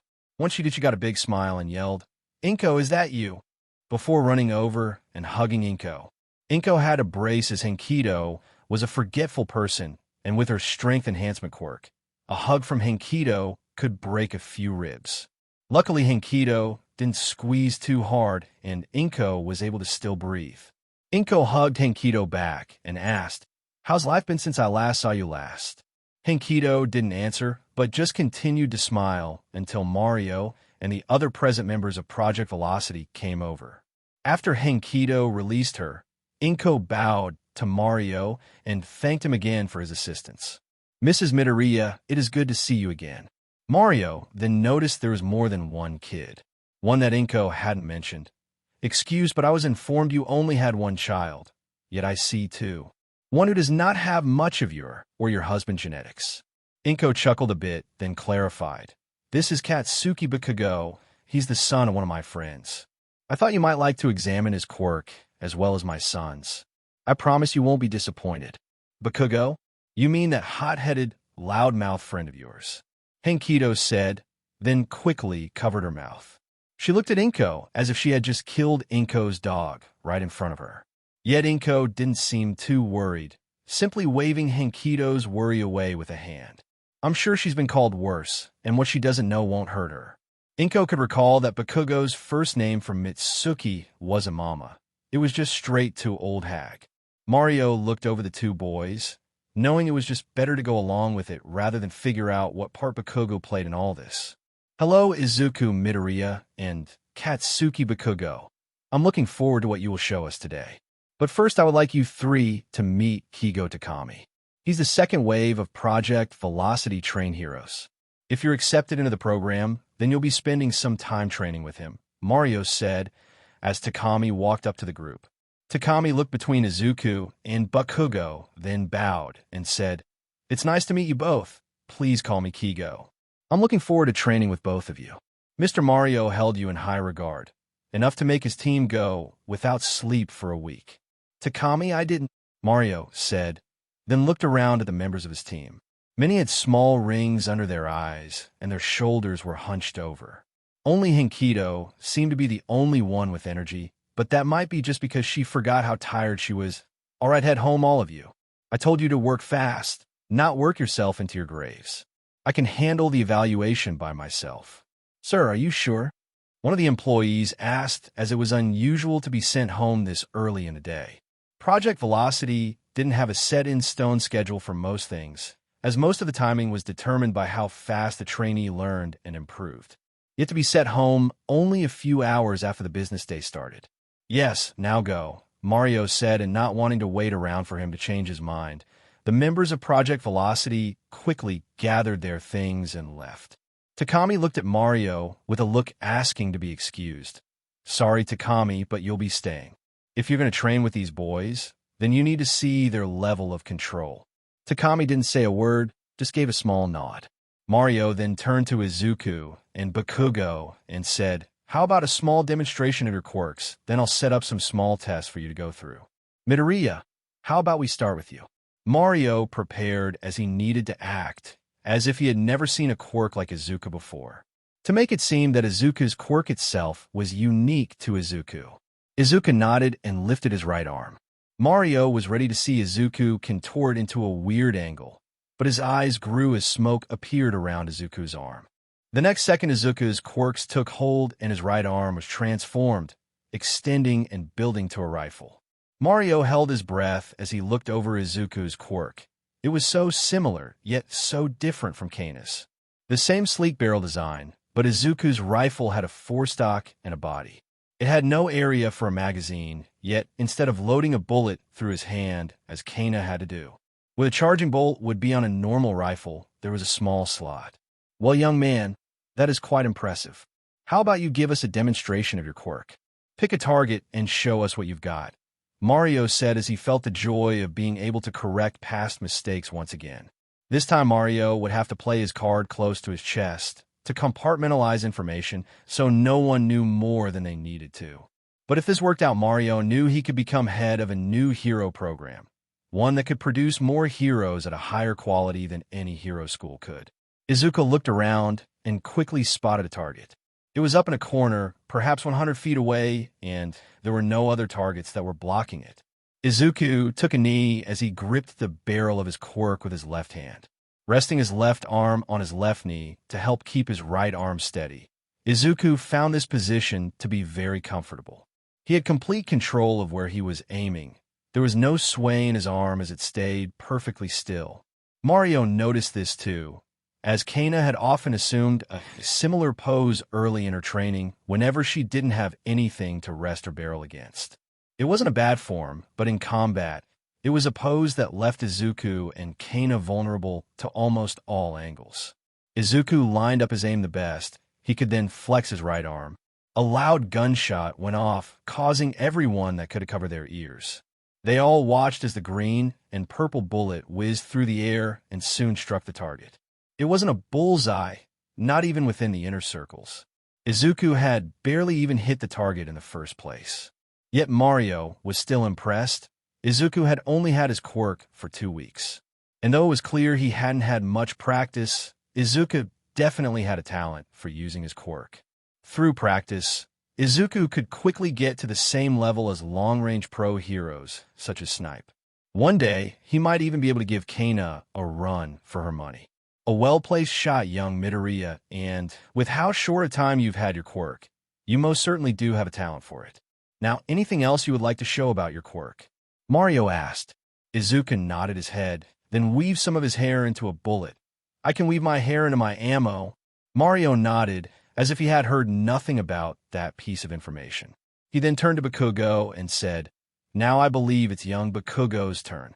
Inko seemed to be under the impression that Bakugo would be fit for Project Velocity, yet that particular decision wouldn't be up to Mario. The HPSC Council would be the ones to decide whether Mario would be allowed to train either of the boys. Mario hadn't many interactions with Mitsuki and Muraru, only having met them for the first time at Inko's wedding, as Mitsuki had been one of Inko's maids. If he remembered correctly, Mitsuki's quirk allowed her to sweat glycerin, while Murase's quirk allowed him to secrete acidic sweat that could cause small explosions. Mario got a small smile at what a perfect combination could result from those quirks, and if Bakugo had it. Mario was pulled from his thoughts as Bakugo stepped forward and said, I'll show you, old man. With my quirk, I'm going to make me the next #1 hero. Bakugo raised his hand in a cup formation and let off a good-sized explosion. Later, after reviewing the security footage, Mario measured the explosion to be about the size of a large SUV.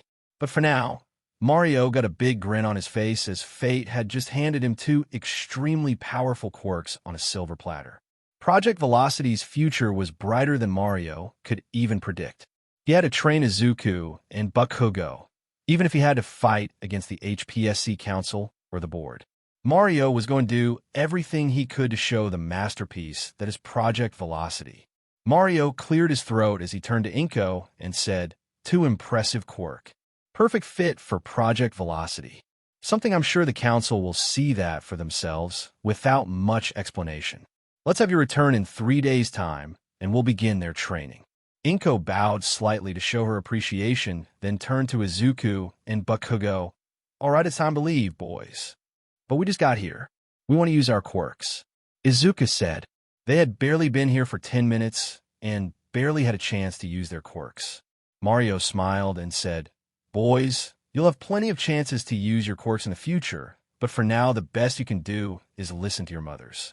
Just remember, when you train without a direction in mind, then you'll never move forwards. With that word of advice, Izuku and Bakugo accepted Inko's hand and she walked them to the elevator. Neither of them could wait until they could train with their quirks. Though their reason for wanting to be heroes were different, they both wanted to give their best to become number one hero. They both admired All Might, the symbol of peace, and now they had the opportunity to train to become heroes like him. After sending Takami home, Mario finished up some paperwork and then went home. As he settled down for the evening, his phone buzzed. Mario pulled it out and saw a text that he had been expecting for days. Fumiko Mario, for violating Section 10-15B of Project Velocity set by its council, you are to appear before the council in 2 days, at which your recent choices will be questioned and your viability as acting director over the program will be decided. Mario sighed as he turned his phone off and tossed it onto his nightstand. He wasn't too worried. He knew eventually the council would hear about it. And now he knew they had been told by one of the 4 members of Project Velocity that had been there today. He wanted to figure out who the mole was because he hated how much of a hold the council had over his program. But now that would have to be put on the back burner, as the next day Mario gathered everything he had been personally preparing over the past week. In the evening, he caught a plane to Tokyo.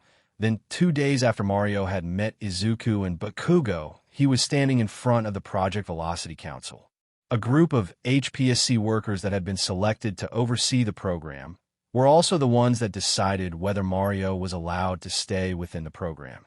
And as Mario was not going to lose his life mission, he made sure one last time everything was in order before he left his hotel room.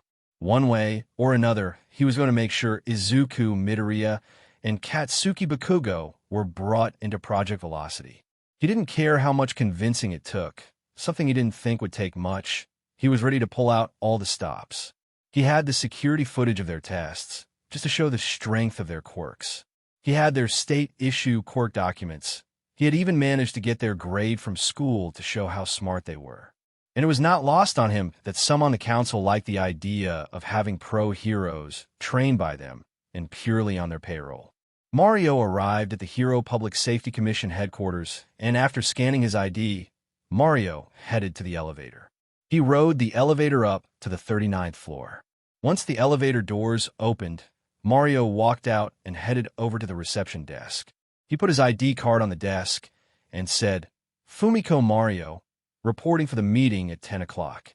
The receptionist took Mario's ID and scanned it. Once the light turned green, she returned the ID to Mario and said, "Please have a seat. You'll be called when they're ready." After taking and slipping his ID card back into his wallet, Mario turned away from the reception desk and walked over a grouping of chairs. He selected one of the chairs and sat down as he rested his briefcase against the side of the chair. With nothing else to do, Mario thought about what he was going to say, as his word choice was going to be very important in the meeting. 15 minutes later, the receptionist called out, "Mario, they're ready for you." Mario thanked the receptionist as he grabbed his briefcase and stood up. He walked over to the set of double doors and closed the handle. He let out a slow breath and pulled the door open. On the other side, he was expecting to see the HPSC Council, and he did, yet what he was not prepared for was to see Madam President of the Hero Public Safety Commission and Prime Minister Kumarenzo in their respective chairs. Convincing the council was easy. Mario had personally known them for years and knew the kind of people there were. Yet there were 2 or some of the highest authorities in Japan, and Mario had only met Madam President twice in person. As Mario met the eyes of Prime Minister Renzo, he bowed and said, "Madam President, Prime Minister Renzo, I was unaware that you would be joining us for this meeting." "Yes, but Council Member Takuma had the mind to inform us of your 2 potential recruits. After the success of Kigo Takami, codenamed Hawks, your control over Project Velocity was limited but reinstated. Part of that limit was power given to this council to oversee any part of the program, checks and balances, as our American friends put in their beginning. Power which was not only given to this council to myself and Prime Minister Renzo. Power you something you seem to have forgotten," Madam President said as she sternly looked at Mario. Her eyes were narrow and focused on Mario, with her lips pursed, showing her readiness to finally put Mario in his grave. "I remember that agreement quite well. You are allowed to limit my control of Project Velocity should it appear that events of the past were to occur again. Mario said as he sat down in his chair and put his briefcase on the table. Whenever Madam President took it upon herself to check on Project Velocity, Mario always had to hold his tongue around her. He didn't like that he had lost his project to her control. Events of the past were to occur again. That does seem to be the future of Project Velocity, or did you not think it was important to think of that when you brought Izuku to Tsumi in the other day?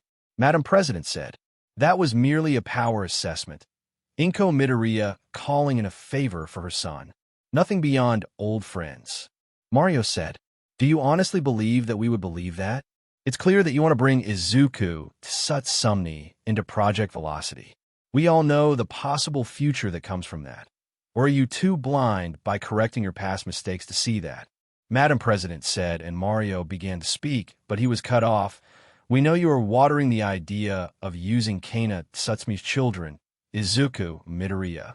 If you wish to train him, turn into a pro hero. And as it seems your method have not changed, how can you guarantee that events of the past do not occur again? True intentions, madam? Mario asked, knowing where Madam President was going. It was the same argument she had used to gain control for Mario. Her press score was right. Once people learned of Project Velocity, they would think the HPSC was working on creating a privatized army.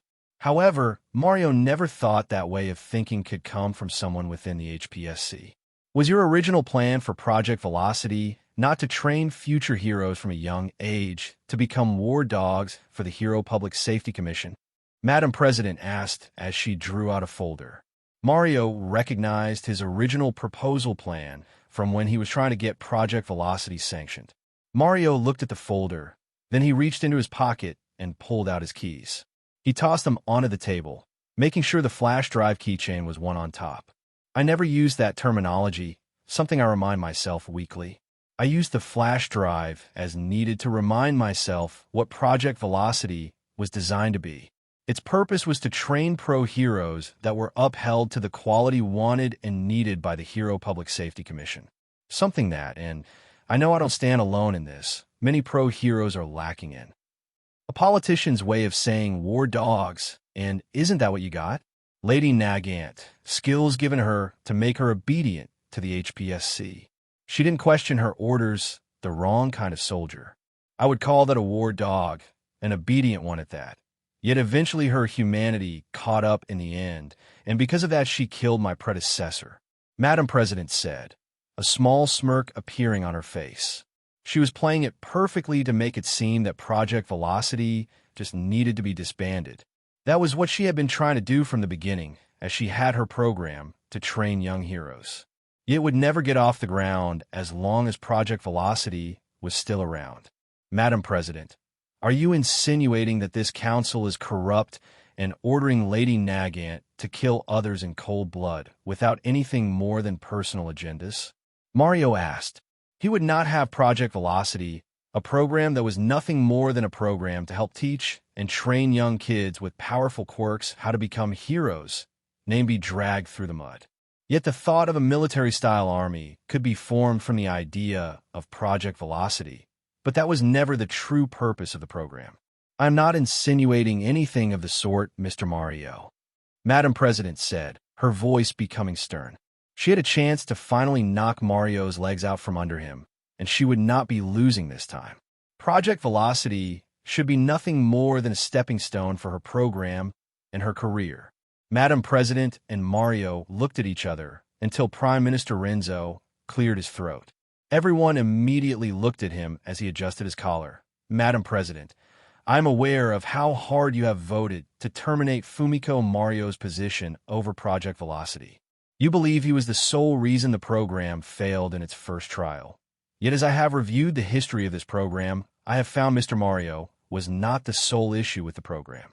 Many decisions he made were contributory to the result, but not the main factor, and like any new idea, there were bound to be obstacles to overcome. Mario began to smile. Mr. Mario, do not think that is justification for the failure that occurred as it was still on your watch. Failures were going to happen, but the one that happened was unexpected and could have been prevented if certain choices or actions had occurred. Despite this, I believe Fumiko Mario is still the best man to occupy his position as head of Project Velocity. His success with the young Hawk has shown that if nothing else, he and his program can and are willing to improve themselves until they become what they were always meant to be. Thank you, sir, Mario said quickly, standing up and bowing. However, Mr. Mario, it does seem that you have forgotten the history of Project Velocity. So please explain to me and these fine people why training Izuku Midoriya and his friend Katsuki Bakugo would not allow history to repeat itself. So let us start with their quirk, Katsuki Bakugo first. Prime Minister Renzo said. Maro took a breather. They were getting to the part where he was in control. Yes, sir. Katsuki Bakugo, quirk, explosion. This quirk allows him to secrete a substance similar to liquid nitroglycan within the palm of his hands. He can ignite the liquid on command, allowing him to create destructive explosions. The more he sweats, the more powerful his explosions can become, though dehydration is suspected to occur sooner than normal. What of his personality?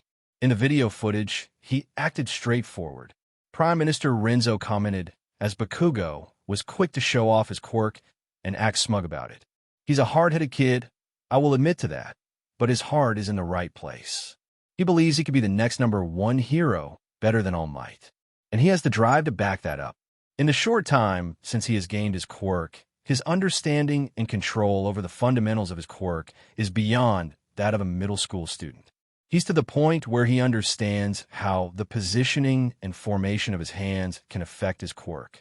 In the security footage, Katsuki Bakugo can be seen cupping his hand together before igniting his sweat. He did this because he understood what it meant, giving him more control of the direction of his quirk. Mario said as he opened his briefcase and pulled out a photo taken from the security footage when Bakugo's explosion was at its peak. He slipped it down the table and managed to stop it right in front of Prime Minister Renzo.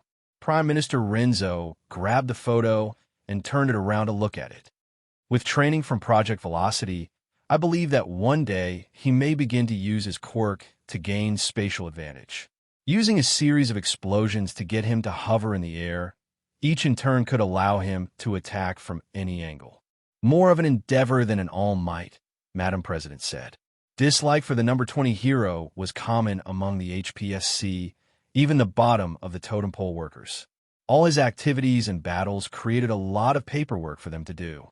In a way, yes, but I believe without the worst qualities, Mario said, a bit surprised he and Madam President were able to agree on something. Through something such as that wasn't that big of a victory in Mario's book. Prime Minister Renzo let go of the photo and focused on Mario. And what of Izuku Midoriya?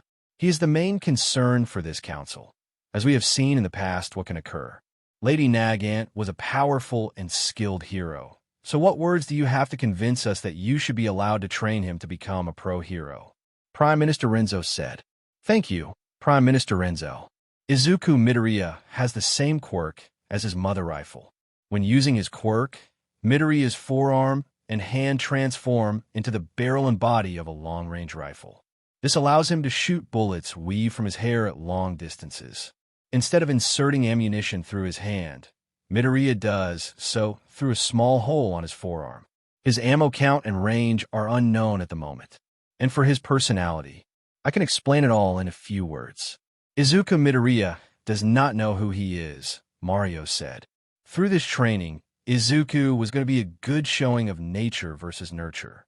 If Izuku never knew he was the son of a notorious killer, then the only way he could become evil was through his unknown nature. Expound. Madam President said, leaning back in her chair. She had fought hard to have Mario kicked off of Project Velocity, but now it seemed he had lost his mind. Even if he was allowed to train Izuku Midoriya, all Madam President would have to do is wait for Mario's plan to blow up in his face. In short, Izuku Midoriya does not know that Kana Tsutsumi, Lady Nagant, is his mother, nor does her sister Inko Midoriya know what occurred that day over a year ago. Mrs. Midoriya knows the story given to the media is not the truth. I'm sure she would have been able to figure that out on her own. More to the point, she does not know the truth. She believes that her sister was being hunted, and when Tsutsumi escaped, the people that were after her framed her for killing those heroes. This has led to Inko Midoriya believing that someone hunted down her sister, and now those same people may be after her and her son. That is why she contacted me. She wants to protect her son and help him become a pro-hero. I asked if Izuku Midoriya knew who he really was, and Mrs. Midoriya informed that he had been lied to. Izuku Midoriya, with his entire being, believes himself to be the son of Inko and Hisashi Midoriya, and has no knowledge of Kana Tsutsumi or his connection to her. Mario explained, what if the boy was to learn the truth? The media has not mentioned Lady Nagant since the month after her betrayal. Yet once this boy became a hero, the media of the past is sure to question his connection to her. Evidence will be brought to light, and the boy may come to question his past. He may question who he is and may seek his biological mother out. He'll have more than a few questions for her, and what do you think he'll do when he tells the truth? Prime Minister Renzo asked, keeping a neutral expression. Hiding the truth will be difficult when that time comes, but for now the past can stay hidden without much help. When Izuku Midoriya learns the truth, then it will be at an age when it will not affect him, Mario said. What do you mean? Can you be sure by training Tsutsumi that you aren't creating a worse problem? Madam President said. It shouldn't matter when it acts. When the truth comes to light, Izuku's world would shatter. Something Madam President was counting out, something she was going to make happen. Madam President, if I may be so bold to ask a question of my own, what is starting Izuku Midoriya from becoming a pro-hero in the first place? Mario asked in a strong voice that caught Madam President off guard. He used her silence to answer his question. Nothing. If it's not through Project Velocity, then it will be through the means everyone does so. He'll train himself, make himself ready for any test from any hero school. Who's to say Mrs. Midoriya won't be the one training him? Either Izuku Midoriya becomes a hero through us or through UA, and who would you rather have to control over him? All Project Velocity would be doing is damage control, so when he turns learn the truth. He had trust in us, and at the least we'll be able to stop him. Madam President scoffed and said, what to stop UA from kicking Tsutsumi out? They wouldn't be too happy once they see his quirk. Then what's to stop Midoriya from turning into a vigilante? He wants to be a hero badly, to protect those around him. Or worse, he could become a villain looking for revenge. I think the principal of UA would be able to see that too, can you? Mario said, but didn't let Madam President get a word in. He let out a breath and continued with, there's many possibilities that we can choose from. Enlisting Izuku Midoriya into gives us best control of choosing the option we want. Are you sure this is the best option? Prime Minister Renzo said, I see possibilities. First, Midoriya gives up on being a pro-hero, unlikely to happen. Second, Midoriya becomes a pro-hero through UA and never learns the truth. Third, Midoriya becomes a pro-hero through the program and never learns the truth. Both of these are possible. Fourth is Midoriya becomes a pro-hero through UA and learns the truth once people, teachers, students see his quirk. He's shunned, and after enough time became something less than heroic, then as per usual weave the ones that have to deal with it. Fifth, he becomes a pro-hero through Project Velocity, and when he learns the truth, he has enough trust in us. I see the fifth being the best, because we'll be able to control what he sees, what he hears, and what he learns. We train him to be mentally strong enough to take the truth, teaching him that could be a hero despite what everyone thinks. Mario looked at Prime Minister Renzo, who stayed silent for minutes. Every second Mario could feel his heart beating inside his chest. He understood this truly between him and Madam President, and Prime Minister Renzo's say was the only one that mattered. Mario kept his focus on Prime Minister Renzo. At some point, Prime Minister Renzo stood up, pushing his chair back as he did so. He looked Mario dead in the eyes and said, Fumiko Mario, you are being entrusted to train Izuku Midoriya and his friend Katsuki Bakugo. You are to train them to become pro-heroes, but with the trust to ensure the past does not occur again, and with the knowledge that if you fail your obligations, your life will be forfeit to the government of Japan. You will strip off your title as acting director, your work will be destroyed, Your name branded worse than villains, and you will spend the rest of your life making up for the lives taken by Izuku Tsutsumi. Do you understand? Mario swallowed his tongue and bowed as he forced out, "Yes, sir." "You may leave," Prime Minister Renzo said, and pointed to the door behind Mario. Mario came out of his bow and grabbed his briefcase. He began to walk to the door, but stopped. He then looked back over his shoulder at Prime Minister Renzo and asked, "If fate finds an ill opinion of me, sir, what would become of my wife? If sin falls, then it will rest squarely on your shoulder. But understand those that would be touched if that should happen. Your wife will be barred, Inko Midoriya as well. The blame will fall squarely on you, but it won't only be your fate touched." Prime Minister Renzo said. "I understand, sir," Mario said with a nod, then held out of the door. He felt his heart pounding on his chest. He needed to calm his nerves. Why did he have to give up smoking? Once Mario returned home, he held a small celebration with his wife.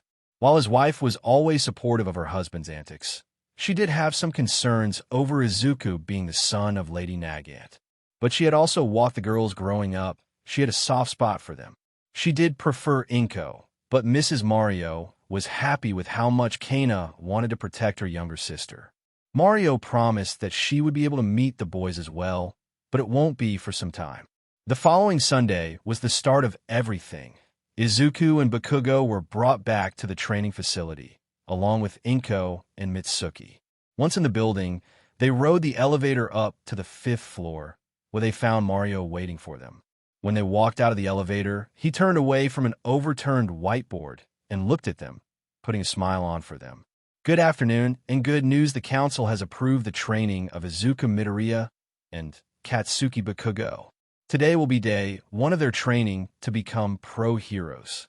I'm pretty new to this, and Inko has explained a bit, but how exactly will you be training our sons?" Mitsuki asked. She had never had an interest in becoming a pro hero. She had always chosen to be a fashion model as her dream career, and she didn't expect there to be much overlap. It was actually her pursuit of fashion design that sparked her friendship with Inko. Inko always claimed that it was because Mitsuki wouldn't leave her alone, but Mitsuki just saw it as giving some much-needed friendly advice. Mario gave a small chuckle as he walked back to the whiteboard and flipped it around. Anticipating this, I took the liberty of writing some stuff down. On the whiteboard were several different items, ranging from nutritional balance to increased muscle growth and recovery time, to the amount of training that would be done each day to maximize growth in skill and muscles, while not damaging the body. Mitsuki and Inko looked over the board. Inko didn't remember Project Velocity being this organized when she was being trained. It seemed in the years since she left, the program had become more refined. The two mothers looked down on their sons, as it was clear they had a lot of work they would have to deal with. Yet they looked more eager than ever before. "This is a..." Inko paused as she tried to figure out the best word to use. "A bit much," Mitsuki said, not worrying about finding the right word. "They are only 5 years old." Mario looked at the board and saw how misleading it could be. "Oh, forgive me, much of this information wouldn't come into play until later. But Inko, was you can project velocity has come a long way since your time here." Mario flipped the whiteboard back around. "For now, we'll begin with the basics. Learning what limits their quirks have. But you have their government quirk files." Mitsuki pointed it out. Mario worked for the HPSC, so he should be able to easily get a hold of any government document. Before Mario could ask, Inko did so. A file can tell a story, but not the whole story. When I first joined the program, it was believed that I could only pull small objects to me, but as my quirk was tested and stretched, I learned that I could do more than just pull small objects to me. I had telekinesis in its entirety. Precisely. That is why it's common for someone to change their quirk file as they get older, as they come to better understand how their quirk works. It happens all the time, even with more common style quirks. No two quirks are exactly the same. It's those little differences that can be the most important. We don't have that much time, so step 1 is figuring out how exactly their quirks work. "How does that sound, boys?" Mario asked, looking at Izuku and Bakugo. They looked at each other, then back at Mario, and began nodding their heads. They couldn't wait to learn what the limits of their quirks were, how powerful they were, how powerful they could become. If it meant getting one step closer to becoming a pro hero, then they were up for anything and they were excited. Mario chuckled a bit at their enthusiasm, hopeful they would keep it over the years. It would be important to keep it as the driving force that got them out of bed every day and continue training. For the rest of the day, Mario ran tests to have a better understanding of their quirk. At the end of the day, Mario sent them home with the homework that they needed to think of unique ways to use their quirks. Didn't matter if it looked stupid or useless, any kind of skill could have its uses.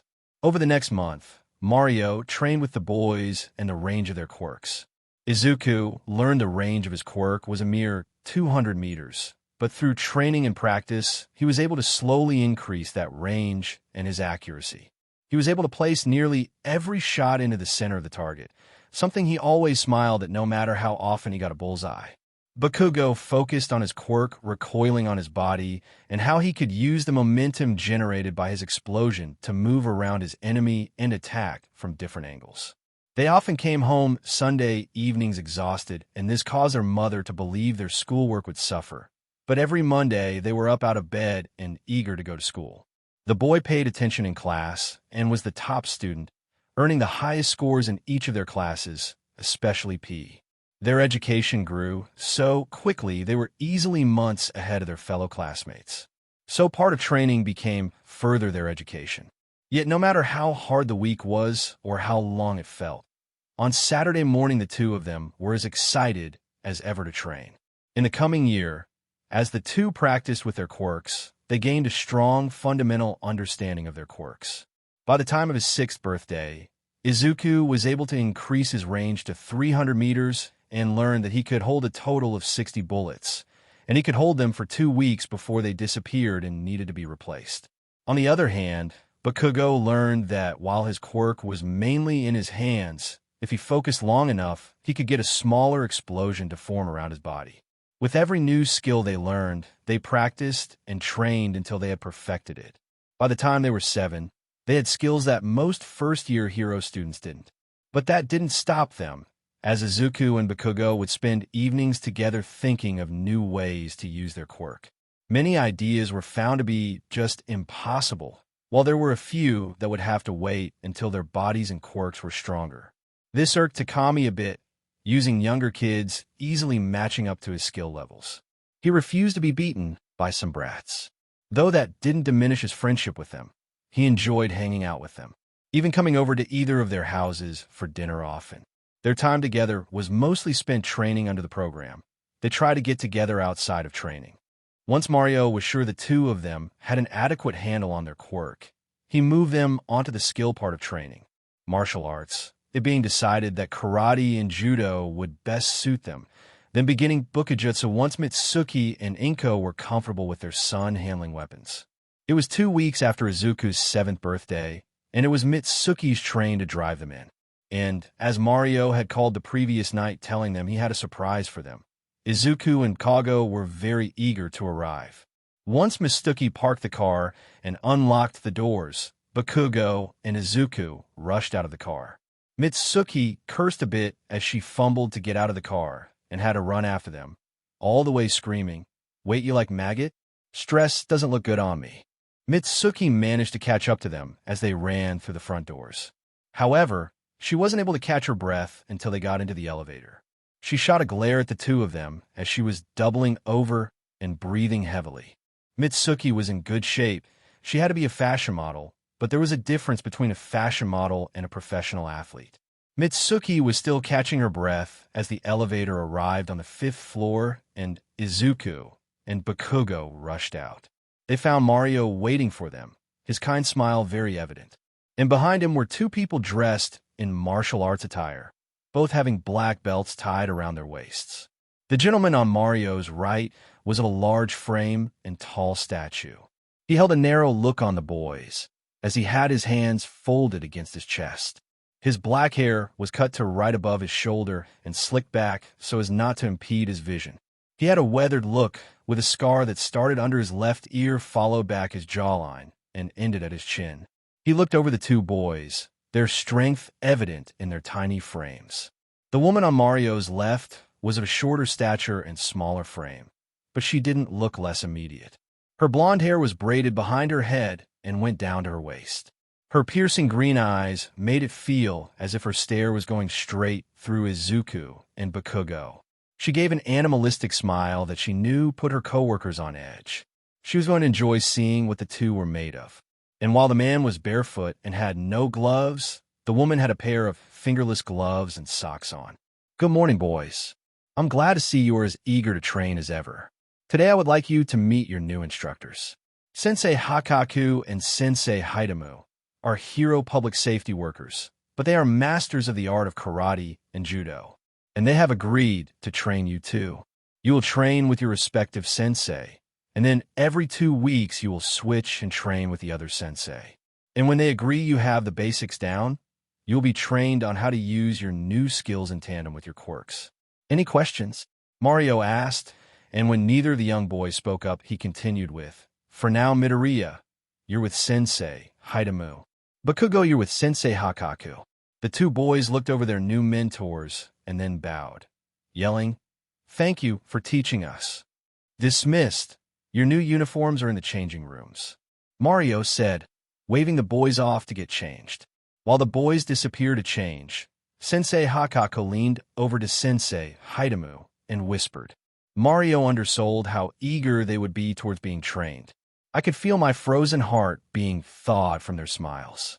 Sensei Hakaku. Well, don't get your hopes up. Not even Endeavor can do that. Everyone's eager in the beginning.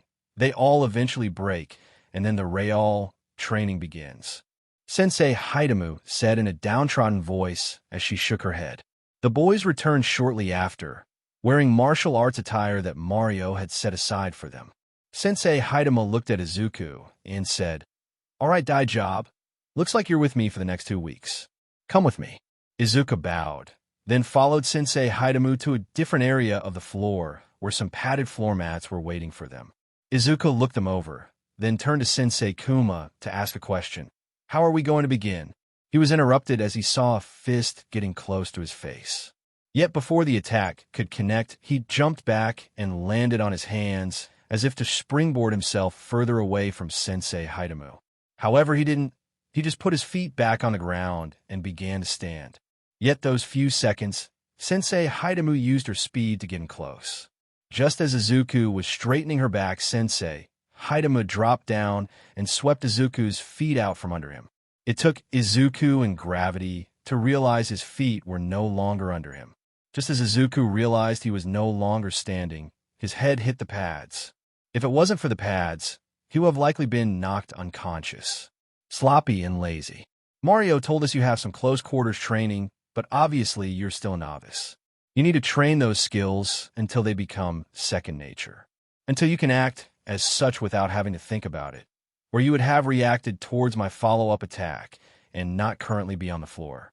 Your reflexes are good, a positive side effect, no doubt from your enchanted eyesight. Sensei Hakaku and I's purpose here is not just to teach you the art of karate and judo, but to expand your mind in the art of martial arts. To teach you the skills to win against any opponent, and part of that is reading your opponent's movements and reacting accordingly. Sensei Haidamu said as she held out a hand to help Izuku to his feet. Izuku took his hand and was hauled to his feet. Once had his balance, he readjusted the shoulder of his GI as it had begun to become loose. As he did, in his peripheral vision, he saw Sensei Haidamu attacking. With her advice still in his ear, instead of jumping back, Izuku dove to the side and quickly rolled out of the way. However, as he sprung back up to his knees, Sensei Hitomo was waiting for him and put Izuku in a headlock.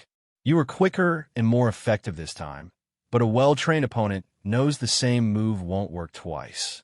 After every fight, anyone could improve and become better, but those who can improve themselves during a fight are those who always find victory.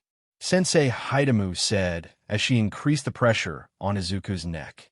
The edge of his vision was starting to go black and his eyes were bulging, but he would still breathe for the most part. But this isn't like those video games you kids play. You're not the only one that leveled up. While you learn about your opponent's moves, your opponents will be studying yours. There are steps to mastering a skill. First, there are the basics. Improve upon those to have a solid foundation. Then comes advancing your skills, learning attacks that have more risk but more rewards. But always be cautious, as there is always room for failure. Then comes mastery. Your movements and skills are now second nature. You are able to react and fight through years of practice and training. Your body and mind become one. Sensei Hidamu released Izuku. Izuku leaned forward and worked to catch his breath. He took slow breaths until his vision turned to normal. Izuku then stood up and faced his sensei. Now tell me what comes after mastery of skill. Izuku paused as he couldn't guess. Mastery of anything was supposed to be the highest level a person could achieve. I did not know, Sensei. Sensei Hidamu wasn't expecting Izuku to know. He was only 6 years old, and it wasn't something many learned of. Few learn what the final step is, and fewer learn how to achieve it. So when you learn what the final step is, that's when you become unbeatable. I understand, Sensei, Izuku said with a bow. Sensei Hidamu gave a small smile.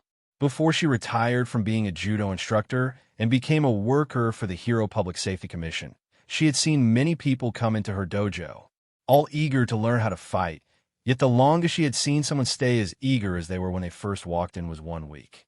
Past that, many dropped out, and those who stayed lost their spark to learn more. She was hoping Izuku wasn't like that. Tell me, kid, what's your purpose here? Izuku was confused and showed on his face. He thought it was obvious.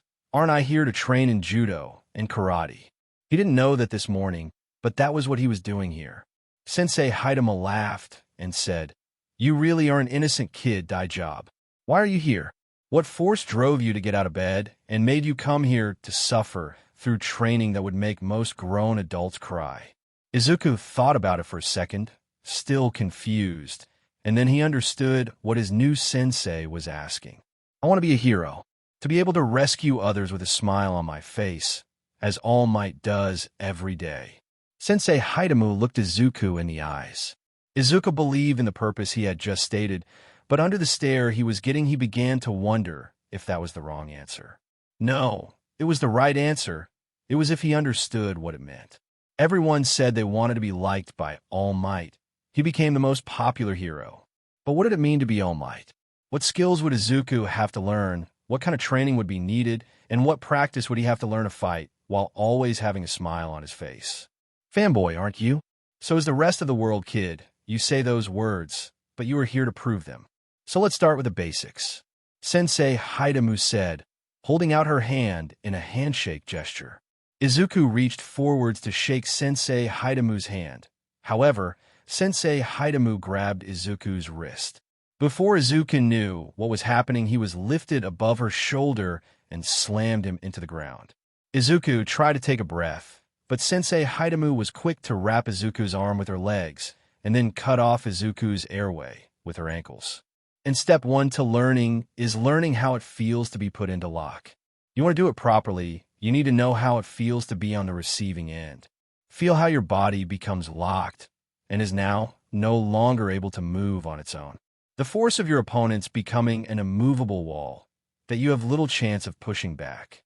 To learn this, for the next 2 weeks, you'll be like this. You with your back on the floor, looking up at the ceiling. Once you have that, then I'll teach you how to free yourself. I understand, Sensei, Izuku said in a breathless voice. Sensei Hidamu looked over Izuku, and she believed there was some truth to Izuku's statement. Within only a few minutes, Izuku had gained a better understanding of what it meant to be a pro hero and what it meant to train within martial arts. And that was more than most people she met. The rest of the day, Izuku was put into different judo locks of bent arm, leg arm, cross arm, straight arm, and knee arm. Sensei Kuma forced Izuku to hold each lock for 10 minutes, while instructing him to feel how the different locks moved his muscles, forcing his tendons to an extreme range of motion. How that prevented him from moving whatever was being locked, and how it immobilized the other parts of his body. But Kugo wasn't much better. He spent just as much time on the mat as Izuku did. He had spent the whole day learning how to block an attack, that or learning how to take a punch or a kick. When the two of them got home, they were never more grateful to be about to take a warm shower than to go to bed. While both options, judo and karate, were open to Izuku and Bakugo, they still had their preferences. Bakugo excelled at karate, getting the basic stance and form down quickly, while Izuku had taken to judo like a prodigy. Every time Sensei Hidemu showed him a new move, Izuku internalized everything. How his body felt, how it was unable to respond, and most importantly, how Sensei Hidemu taught him to break free. Over the next 6 months, Izuku and Bakugo's skills improved greatly as their sensei held nothing back. By the time winter hit, the boys had a good enough baseline that Mario saw fit to let them use their quirks during martial training. That was where they would learn how to use their new skills and quirk in tandem. So in terms of karate, Bakugo practiced adding force to his attacks with his explosions. With a palm thrust, unleashing an explosion as his fist hit to increase the force directly into his option's chest. While within judo, Izuku worked on the timing of transforming his arm to suddenly increase the range of his attack and push his opponents away from it.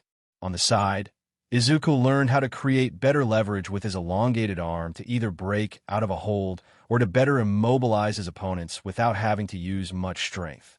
While they practiced these skills with Sensei Hakaku and Sensei Hidemu, the boys found it better to practice with each other. So every first Saturday of each month was set aside for the boys to spar against each other and train with someone of their own skill level. Mario noticed along with the sensei that as soon as the spar, the boys' already accelerated growth was becoming more so. And Mario remembered how well Kana and Inko had progressed when they fought each other. Every day Mario marked their boys' progress, and every day he was satisfied with how well everything was coming together. Project Velocity had just started out a program to feel a problem no thought the world had. He was lucky that the old HPSC president saw the same program. He was lucky to find Kana and Inko. He was lucky that when it came down to it, was decided he was too invaluable to the program to taste to the side. He was lucky to be able to find Takami, and now he was lucky that he was training Izuku and Bakugo. Mario turned off his computer after finishing the day's assessment. As he stood up, he couldn't help but wonder when his luck was going to run out. If he was lucky, never, but like all other recourse, eventually it would be run dry.